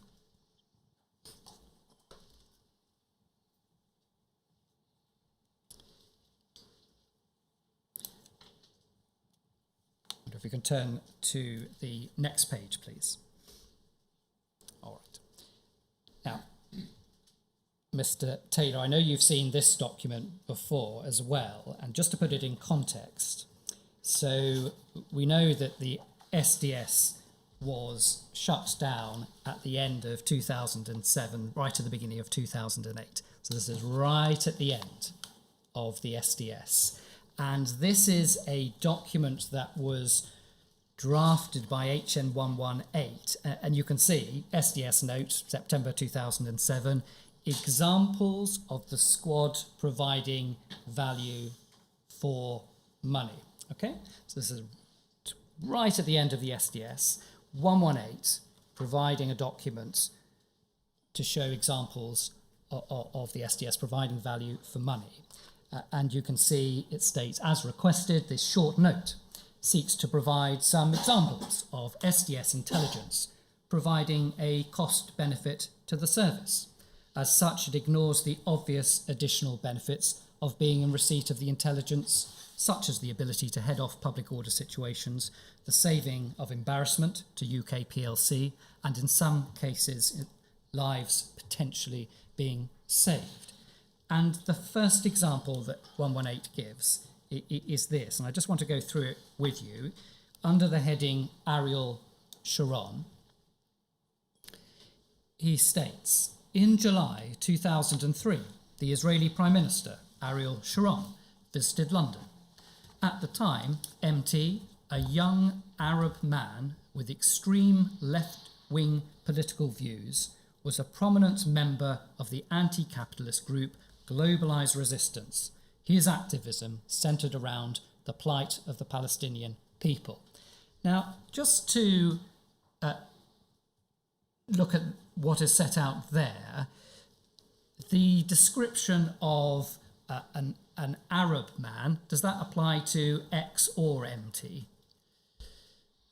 It doesn't refer to either of them. X was a white British person. MT is an Asian person, I think of Pakistani descent. So, no, it doesn't. Arab doesn't come into the picture at all. All right. No. Now, next paragraph. SDS reporting revealed that he planned to protest Sharon's visit by dressing as a martyr bomber and confronting Sharon and his protection team as they left his hotel. And then this, MT constructed a highly realistic dummy bomb vest comprising red-coloured vertical tubes affixed to a green canvas vest with electrical cabling and a pull lanyard. Now, just pausing there, did you ever see this dummy bomb vest? No, and neither did he, because it never existed.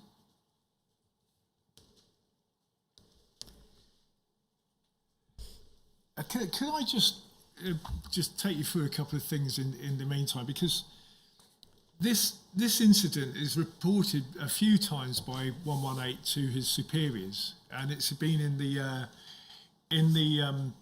documents disclosed to me, and yeah, the 15th of July one we've been through, and on the 7th of September 2003, I got the numbers. MPS 0526839, he said that he was planning to dress up as a suicide bomber with flake explosives, was persuaded by GD, which was 118's code name, and Guy Taylor against confronting PM Sharon from Israel during a visit to Downing Street. So between July and September that year, it's gone from I dissuaded him from doing it to he did it with my help. The next one, which is in October 2003, as it was, Guy Taylor took a similarly dim view of this planned stunt, albeit for slightly different reasons from 118, more concerned with the security and credibility of GR And he and I dissuaded the young activist from executing his plan. And then to this one, where when you look at the final paragraph on this, he says, the officer was then one of two people picked by that individual, I think he means me, into talking MT out of carrying this thing. So every time he retells this story, my contribution to the dissuasion gets less, his gets inflated, and I can't wait to see the next instalment. He probably gets made a free man of Tel Aviv and thanked personally by Ariel Sharon at the end of it. It's complete fantasy, the way he completely ups it every time he repeats this story. It gets more and more, he's the hero, he did this, and less further and further from the actual truth of what happened. Now, the fact is that, if there was a suicide bomber's vest which appeared at any point in the story, he would have reported that in every telling, but he doesn't. He only does it because he's got this sexed up version for the to try and justify the continuation of the SDS, and he hasn't actually. It's an invention, because if he had been, to be honest with you, I don't think he would have destroyed the vest. He would have taken a photograph of it at least. It would have probably been taken back to the SDS safe house and paraded as some form of trophy. But this is evidently complete and utter fantasy, and I can't put it any other stronger way. He only mentions this vest once in the whole of his reporting, and he's referred to this incident at least 5 times. And to be honest with you, I only got this document, the one we're looking at on the screen at the moment, a week ago, and I was absolutely aghast. I had to phone my solicitor and rant at him for hours on end, because it was so far. It's completely fantasy stuff. It was absolutely not the case. It didn't happen, and he's lying. Sorry, your question. Did X ever describe the dummy bomb vest? No, he didn't. This paragraph goes on. His plan was to wear this under a long raincoat, leap over the crowd control barriers, and run towards Sharon, whipping open his coat to reveal the prop. Was that ever discussed by X in the pub meeting, or indeed any other meeting? Not in the pub meeting. I mean, even X and his at time minimal brain did not come up with that plan. He didn't say he was going to jump over the crowd control barriers. He knows that there was another instance with crowd control barriers on Whitehall where it ended up in my arrest, that you don't do that and get close to the visiting Prime Minister of Israel. I mean, even he realised that wasn't going to happen like that. This is just madness. So it continues with this detail. If possible, he hoped to physically embrace Sharon to provide the best possible image for the media who were following the visit closely. That detail about hoping to physically embrace Ariel Sharon, is that something that X mentioned, at least? No, that's more of the same, isn't it? I mean, it's just, that can't happen. That's just stupidity. The last sentence in this paragraph is this: MT had been encouraged by the successful incursion into Prince William's 21st birthday party at Windsor Castle by the comedian Aaron Barshak. Now, in relation to that, this is 21st of June 2003, so this is the instance at Prince William's 21st birthday party where Aaron Barshak manages to get into Windsor Castle and go up on stage where Prince William was speaking. Is that, as an event, something that came up in conversation in the pub when this was being discussed? I don't think so. I mean, if it had come up, I'd have told him that there's a massive difference between a prince's with a celebrity-laden birthday party and the Israeli Prime Minister visiting number 10. I mean, For a start, the Prince William's at 21 years old wasn't surrounded by a load of gun-toting Mossad agents, was he? I don't think. And I just want to give you the opportunity to comment on the accuracy of the next paragraph, please.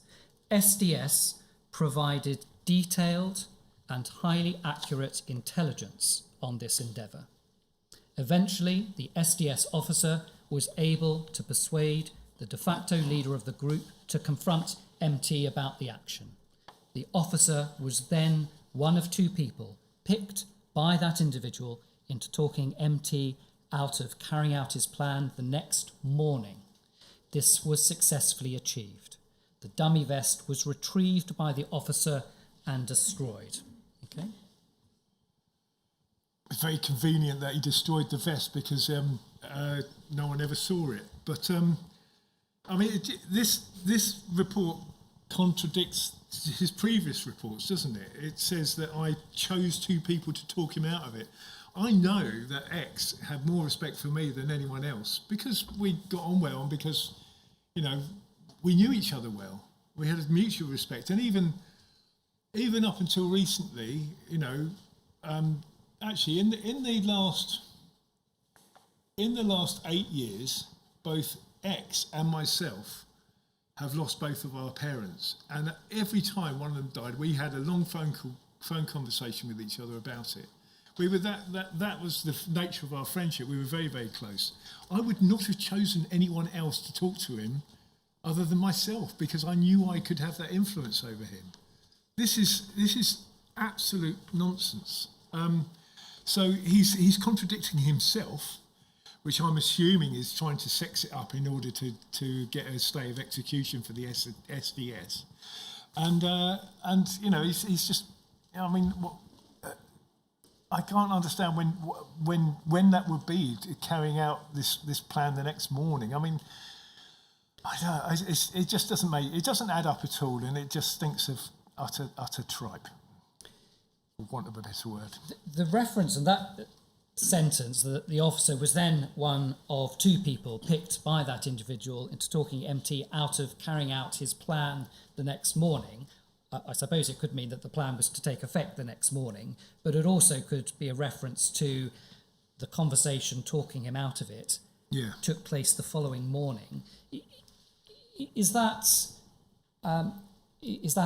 possible that there was a further conversation the following day after the discussion in the pub about this? I don't think so because there wasn't any meeting planned that morning of the Ariel Sharon visit. There was a protest called, I think, by the Stop the War Coalition in the evening that day in a pen opposite the entrance to Downing Street on Whitehall. So I don't know when the opportunity to have a conversation in the morning would have arisen, to be honest with you. The ex normally stayed in deepest, darkest southwest London when he came up to London for any actions, quite a long way out of, well, more Surrey than London, to be honest with you. So I don't think, you know, kind of meeting up with him in the morning would be planned or even possible, to be honest with you. So I don't think it just doesn't add up at all. Now, you referred to 118's accounts. I'd like to turn back, please, to 118's statement, page 77, please. And in this part of his statement, he refers to the document that we've just been looking at.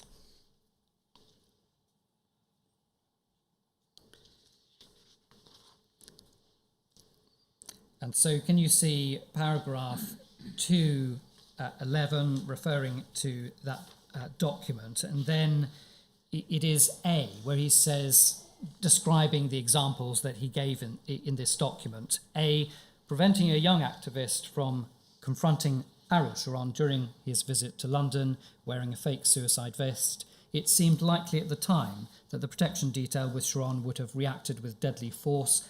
As it was, and then this, Guy Taylor took a similarly dim view of this planned stunt, albeit for slightly different reasons, more concerned with the security and credibility of GR, and he and I dissuaded the young activist from executing his plan.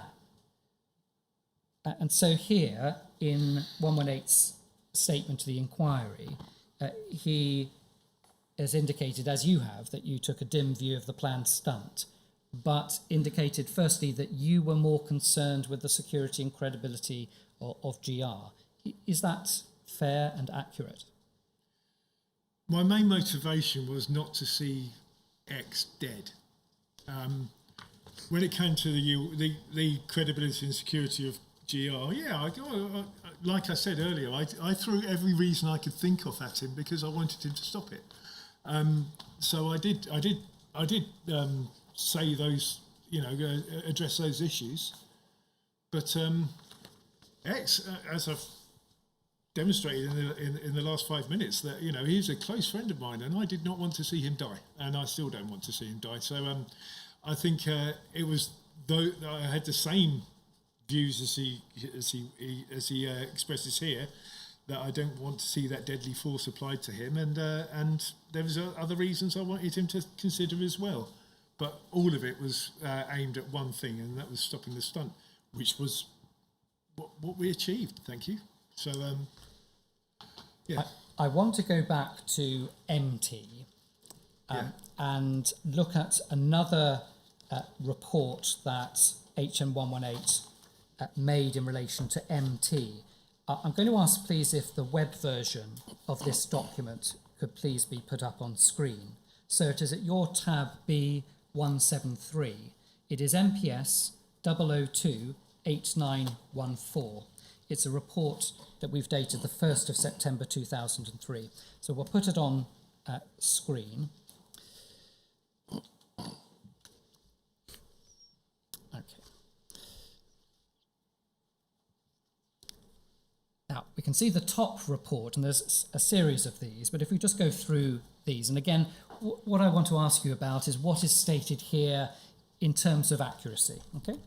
So, Intelligence Globalised Resistance, MT. MT is a member of the steering committee of the London-based anti-capitalist group Globalised Resistance. We know that's correct. It had been his intention to travel to Israel late this summer to visit the so-called occupied territories of Gaza and the West Bank. Now, only from your knowledge, and please say if you don't know, but is that correct? Was it MT's intention to travel to Israel? He never mentioned that to me. I think he would have done if he was planning it. I was quite keen on people visiting Palestine because I thought it would, people coming back with eyewitness accounts of the place and what's happening in the West Bank and Gaza is useful for trying to highlight what's happening there, and it makes people capable of going around and speaking at meetings about it and highlighting it. So I was a big fan of that. I'm sure he would have mentioned it to me if he was planning it, but he never did. Now, the last sentence says, in recent days, MT has abandoned these plan, claiming a lack of funds and an intention to travel elsewhere later in the year. Does that ring any bells that, well, he was going to go, but the money wasn't there and didn't? Is that something you recall, or this was, again, some time ago? Well, MT was a student, so he obviously didn't have any money. The lack of funds doesn't surprise me. I don't remember being particularly aware of that, but I wouldn't have imagined, unless he got help paying for it, he would have travelled anywhere elsewhere that year because he didn't have any money. But maybe family or somewhere might have funded a trip somewhere. I don't know, but I didn't know about that. If you can keep on that page, zoom out so we have the whole document. Now I'm going to ask you about the next report, and you can see in the next report that we've put on temporary privacy boxes. So I'm going to ask, please don't refer to the name under those temporary privacy boxes. But if we could go through this report, please, because I think it was something you alluded to earlier in your evidence when I was asking you about racism. So Intelligence, Globalised Resistance, MT and Temporary Privacy. Temporary Privacy and MT are both steering committee members of the London-based anti-capitalist group Globalised Resistance. The pair have become increasingly close in recent weeks and are spending more and more time in each other's company. Both men, whilst committed to the aims of the anti-capitalist global justice movement, are really most passionate about the plight of the Palestinian people and are unwavering supporters of the Second Intifada. As far as that goes, can you assist us with the accuracy of what is set out there, focusing on MT rather than the person under the temporary privacy box?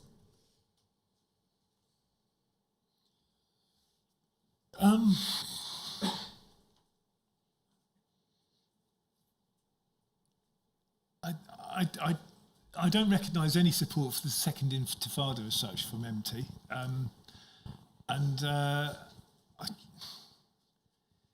Committed to the aims of anti-capitalism, not really. The justice movement, yeah, more so. Are really most passionate.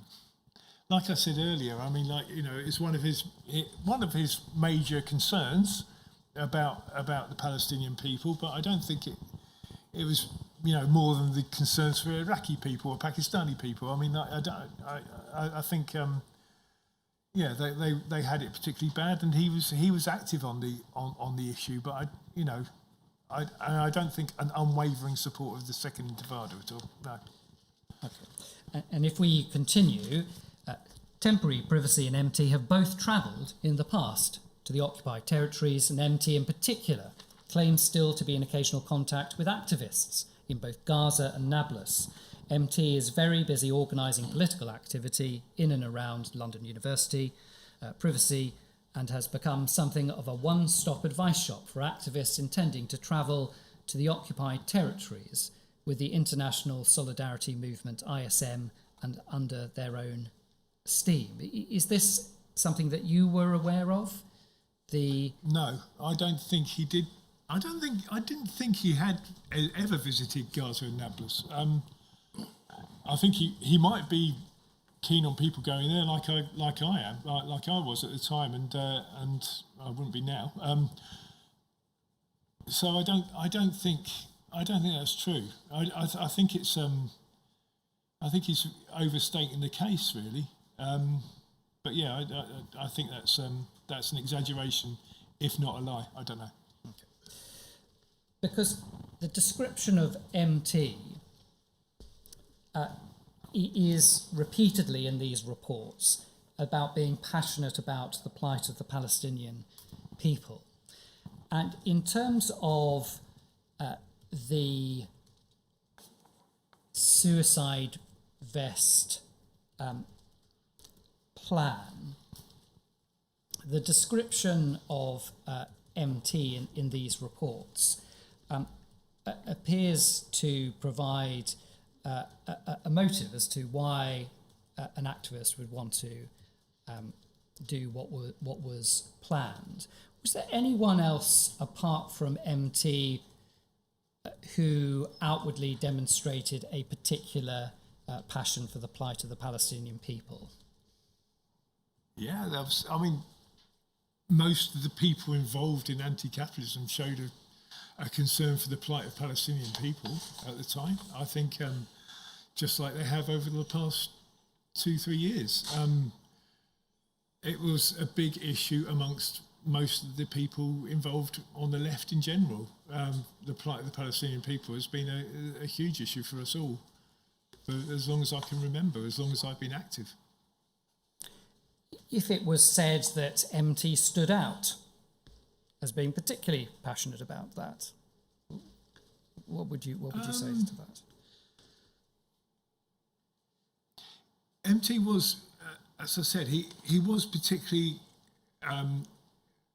concerned about human rights, and in the anti-war movement as well. That was his main thing, and I think the crossover between an attack by the US and the UK, excuse me, on Iraq or Afghanistan does have some crossover with concern for the Palestinian people. You know, black and brown people being persecuted by the West. I think that there is a kind of crossover there, but I think I don't remember noticing any more so coming from MT than anyone else in the movement, to be honest with you. And going back to X, what about the same question about X? Did he, apart from the proposed action, did he at any other time exhibit any particular interest in this topic? X again. X was involved in globalised resistance way before, from the off really. I first met X at a meeting of globalised resistance. One of the first meetings we had a meeting with José Bové, the French farming activist in Camden, and that's where I first met X. That must have been, I can't remember exactly when, probably April 2001. So he'd been around before 9/11, which was, there was I suppose when you look at globalised resistance, before 9/11, it was anti-capitalism time. It was, people talking about Enron, about corporate power, about all the rest of it. 9/11 happens and things change because it goes on to anti-war stuff and anti-imperialist stuff, the role of the state in things as well. So basically, I know that X was involved in the anti-capitalist, the purer anti-capitalist stuff, but he very, very willingly and purposefully moved on to an anti-war stance. So I forgot what your question is now, but sorry. You had described earlier the differences between MT and X, and we were going through a number of reports on MT in relation to what he's passionate about. Just in terms of X and HN118, to what extent did you view them interacting? Did they meet once, many times? Could you help us with how well they knew each other from your perspective? I think it might be the case that they certainly knew each other better than MT and 118, but it wasn't. I mentioned 118 to X a few years ago, and I had to remind him who he was. I mean, they didn't have a close relationship, so certainly I think probably they knew each other better than MT and 118, but so X and 118, they knew each other better, but not very well, really. They weren't close. So, not close. Not close. But 118, your evidence is that 118 knew X more than he knew MT. Yes.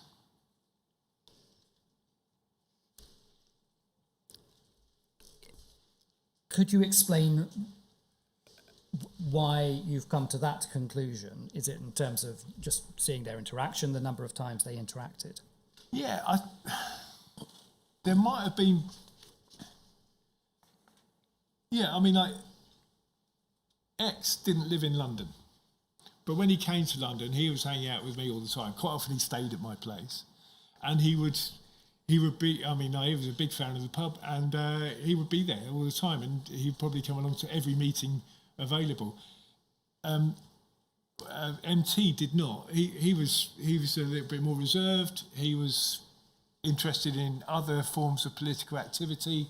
For X, it was, GR was the centre of his political world. So he threw himself into activity and into meeting with us, being with us, protesting with us all the time when he was in London. So there was much more opportunity of getting exposure to X than there was to MT. If it was said about HN118's identification of MT as being the person that came up with the plan, if it was said, knowing everything that you know about the individuals involved, that it was an honest mistake, what would your reaction be to that as a possible suggestion?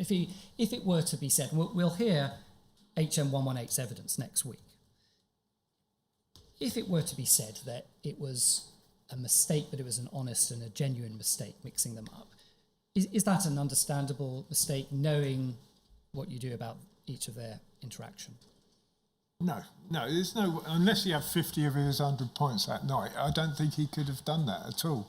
I mean, they were very different people, and no, my view on it is this story would have had less traction with his management if it was a white bloke than if it was someone that was brown, to be honest with you, and that was why he transposed those names, because it made the story a lot more exciting, a lot more appealing to the police and what have you. So I can't see any other reason for it. That's what he did. He did that a lot of the time.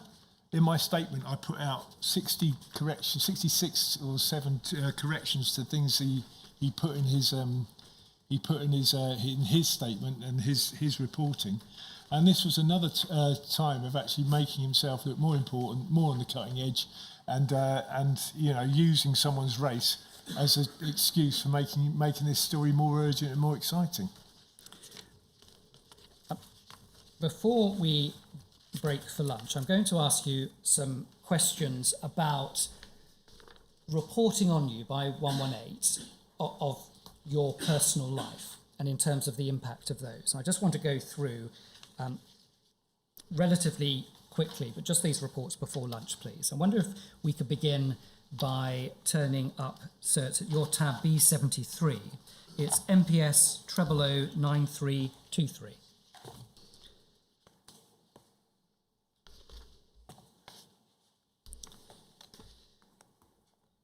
Report dated 2nd of June 2002, Globalised Resistance, Guy Taylor's living arrangements. Guy Taylor, the de facto leader of Globalised Resistance, currently lives in Blackheath Village, southeast London. He occupies the basement rooms of a house that belongs to the parents of his best friend, Privacy. He apparently has a large double bedroom and access to a basement kitchen and shower room. He pays £250 a month in rent to the couple that own and also live in the house. This arrangement came about after Privacy Snoo's wedding, where Taylor had apparently recently split up with his previous long-term girlfriend, Privacy. When Privacy's mother heard that Taylor was sleeping on a succession of friends' floors, she immediately offered him a place at their house. Taylor took them up on the offer and lived there rent-free for the first 6 months. He is clearly fond of the couple, who give him free rein within the property and refer to themselves as a couple of old hippies, much to Taylor's amusement. What was the impact on you reading an undercover police officer's intelligence report about you in these terms, setting out the details of your living arrangements? I felt violated by that. I mean, whereas, I don't think there's anything particularly untrue in this account. I just didn't think this type of information was particularly important to the declared reasons for his infiltration of Globalised Resistance. There's quite a common theme of talking about stuff like this, and I just think it's totally unnecessary, very intrusive, and actually played back on the couple I lived with at the time. Later on in the documents is a full itemised copy of all their phone calls, which was even took it to another level. I mean, I've known my best friend who's described here for a good long time, and they gave me his a room in their house, and I was really grateful for that. And I did discuss politics with them, but basically they didn't agree with me, but they were very kind to me, and I don't think they should have had this type of incursion into their privacy as well. I'm going to ask if we could turn up another report. It is at MPS 00111808.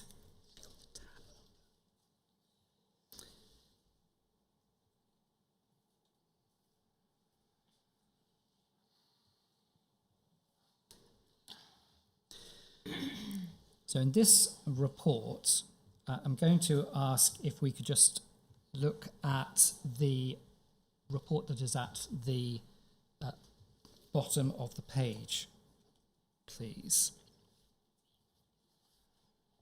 So it says tab B137. Guy Taylor's effectiveness as leader in some doubt. Several prominent globalised activists have become recently concerned that Guy Taylor, the de facto leader of globalised resistance, has gone slightly off the boil and is not leading globalised as effectively as he should be. These concerns have come to a head over the weekend of the 15th of February, which saw the huge anti-war demonstration and should have been a huge recruiting and indeed money-making opportunity for Globalise. Noel Douglas, Jonathan Neal and Chris Nynham are central to these concerns, and they are united in their opinion as to the cause. We're just going over to the next page.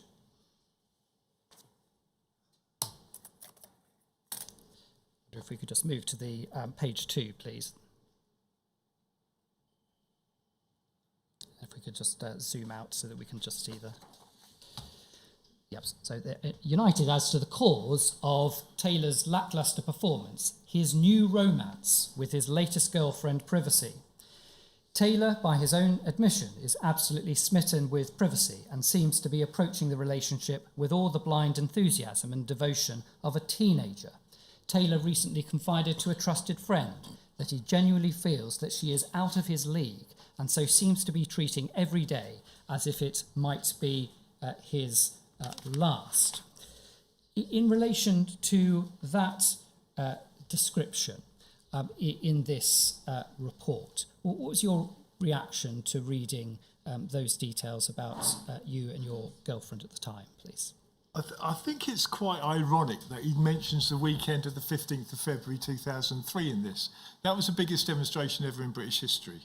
The week before that, I'd been on a speaking tour of the UK with Heidi Giuliani, the mother of Carlo Giuliani, and an Italian trade unionist, and we travelled the length and breadth of the country, putting on these meetings everywhere, trying to put an anti-capitalist kind of flavour to the 15th of February demonstration. And we've already been through, there was a meeting on the eve of the 15th of February, which at the LSE, where I was, and I've been followed around by a copper all day. The idea that I was my lacklustre performance and what have you, I was putting in a shift. I think you'll be able to ask Noel Douglas and Chris Nynham over the next couple of days if they recognise this report. Again, it's I fail to see why he tries to tie this into a new relationship I've been in. This is a recurring kind of habit of his, just to put it all down to, oh, look at that, he's having a new relationship. It's nonsense. It's and I don't think either of the next couple of witnesses you'll get on this case will recognise it either. The fact is that I carried on as normal, and it's interesting actually because later reports say that she's frustrated at me not putting enough time into the relationship. He tries to have it both ways and he can't have it either because he doesn't really know what's going on. Again, he's trying to look like he is closer to me than he actually is. He's trying to make his own standing very important, and basically he's resorting to utter nonsense. Sorry. And if we could just zoom out of that, please, just so that we have the report there. I wonder if we're just going to go to 2 more reports and we'll break for lunch. Could we please turn up? So it's at your tab B142. It's MPS 0721324.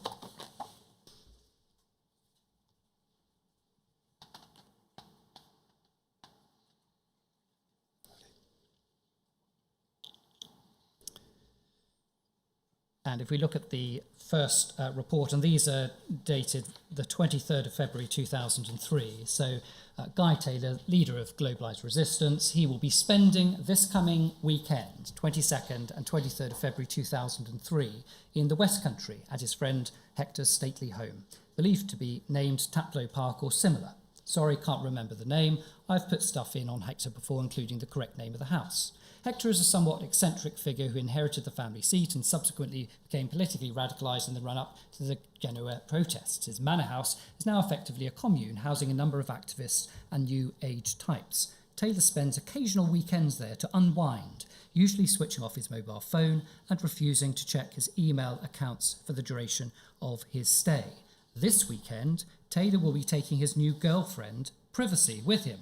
He'll be travelling by National Express coach from London Victoria to Barnstaple on Friday afternoon and will be returning on Monday. He booked the coach tickets via the National Express website on the afternoon of Thursday the 20th of February from GR Office Computer. And again, what impact did it have on you reading a report about your weekend plans and where you were going to take your girlfriend that weekend? What impact did that have on you reading information of that nature? It makes me feel like I don't have any standing. I'm just something to be reported on. I'm just this piece of shit that organises stuff politically, and therefore my private life is there for anyone to read about and to comment on. I think it's. Certainly my girlfriend at that time didn't agree with globalised resistance. She was never a member of globalised resistance, and we had plenty of political disagreements. But the idea that she and me can be reported on in this way is shambolic, and obviously has no bearing on at all where I spend my weekends on anything to do with public order. This is just kind of gossip about me. I didn't ask for it, I didn't earn it, and I didn't deserve it. So this stuff makes me very angry indeed to read this stuff. Last report before we break for lunch. It's your tab B239. It's MPS 0035842, please. And could we please go to page 4 of that document?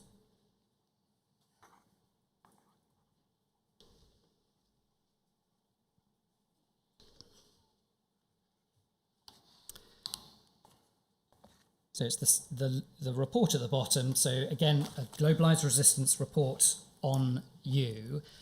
And then let's begin with the second paragraph. Taylor has been involved with American girlfriend Privacy for about 15 months now.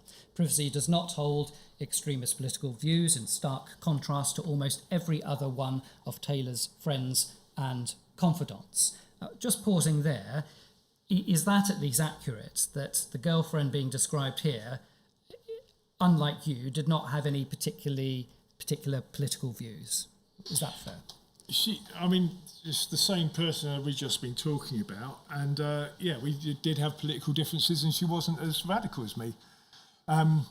Puts paid to the fact that she was out of my league, and I was treating every night like it was my last, because we were together for 15 months by this point. Basically, she was milder in her political viewpoints, but that was not our meeting of minds, and we helped. I helped her draft her leaflets, and she told me what she thought of my political views. I don't think she saw me as an extremist, though. She just saw me as someone who fought in a different way. The next paragraph states she is political, but her beliefs most closely match those on the very fluffiest edge of the global justice movement. In short, she is a reformist rather than a revolutionary. And then this. Additionally, Privacy is somewhat high maintenance, which has led to the almost unbelievable situation of Taylor being late for demos or actions because she will not leave home before applying her makeup and fixing her hair. What would you say if someone said that the UCOs hoovered up information and it wasn't for them to decide whether that information was important or not, that was others, that all they were there to do was to make notes of intelligence and pass them on to their managers? What would you say if someone said that as a justification for this report? Makes me think, why was there such a concentration on my relationship with this woman? We had a very healthy relationship. We had a very very rewarding one for, I think, for both of us until it came to an end, which was probably about a few months after this report was made. I can only imagine that these reports are made in order to try and exploit our relationship in one way or another, either by exploiting it to her or to me or to other people in globalised resistance. I was never aware of anyone in globalised resistance having an issue with my relationship with this woman, and I wasn't. She came along to various events where lots of globalised resistance people would have been present.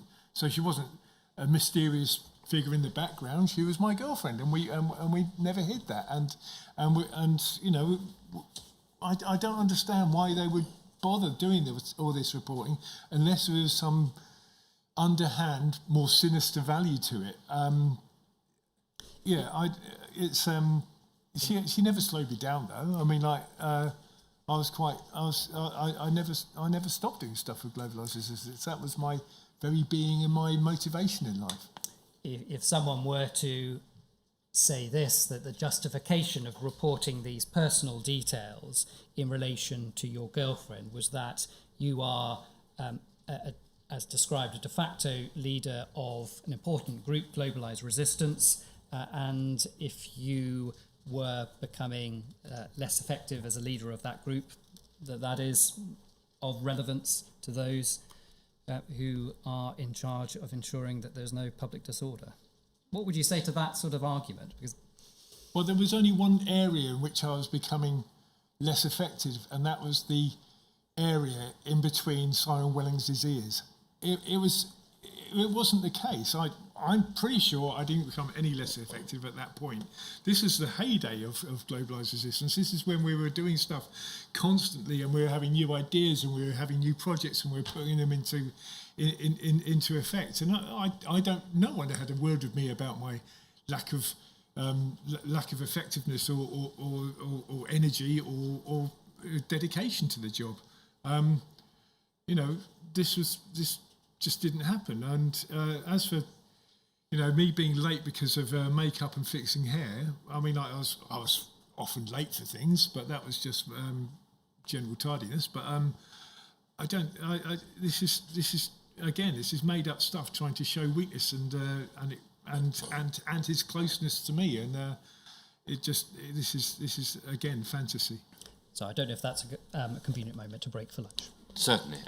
We'll have the hour for lunch and resume at 5 past. Thank you.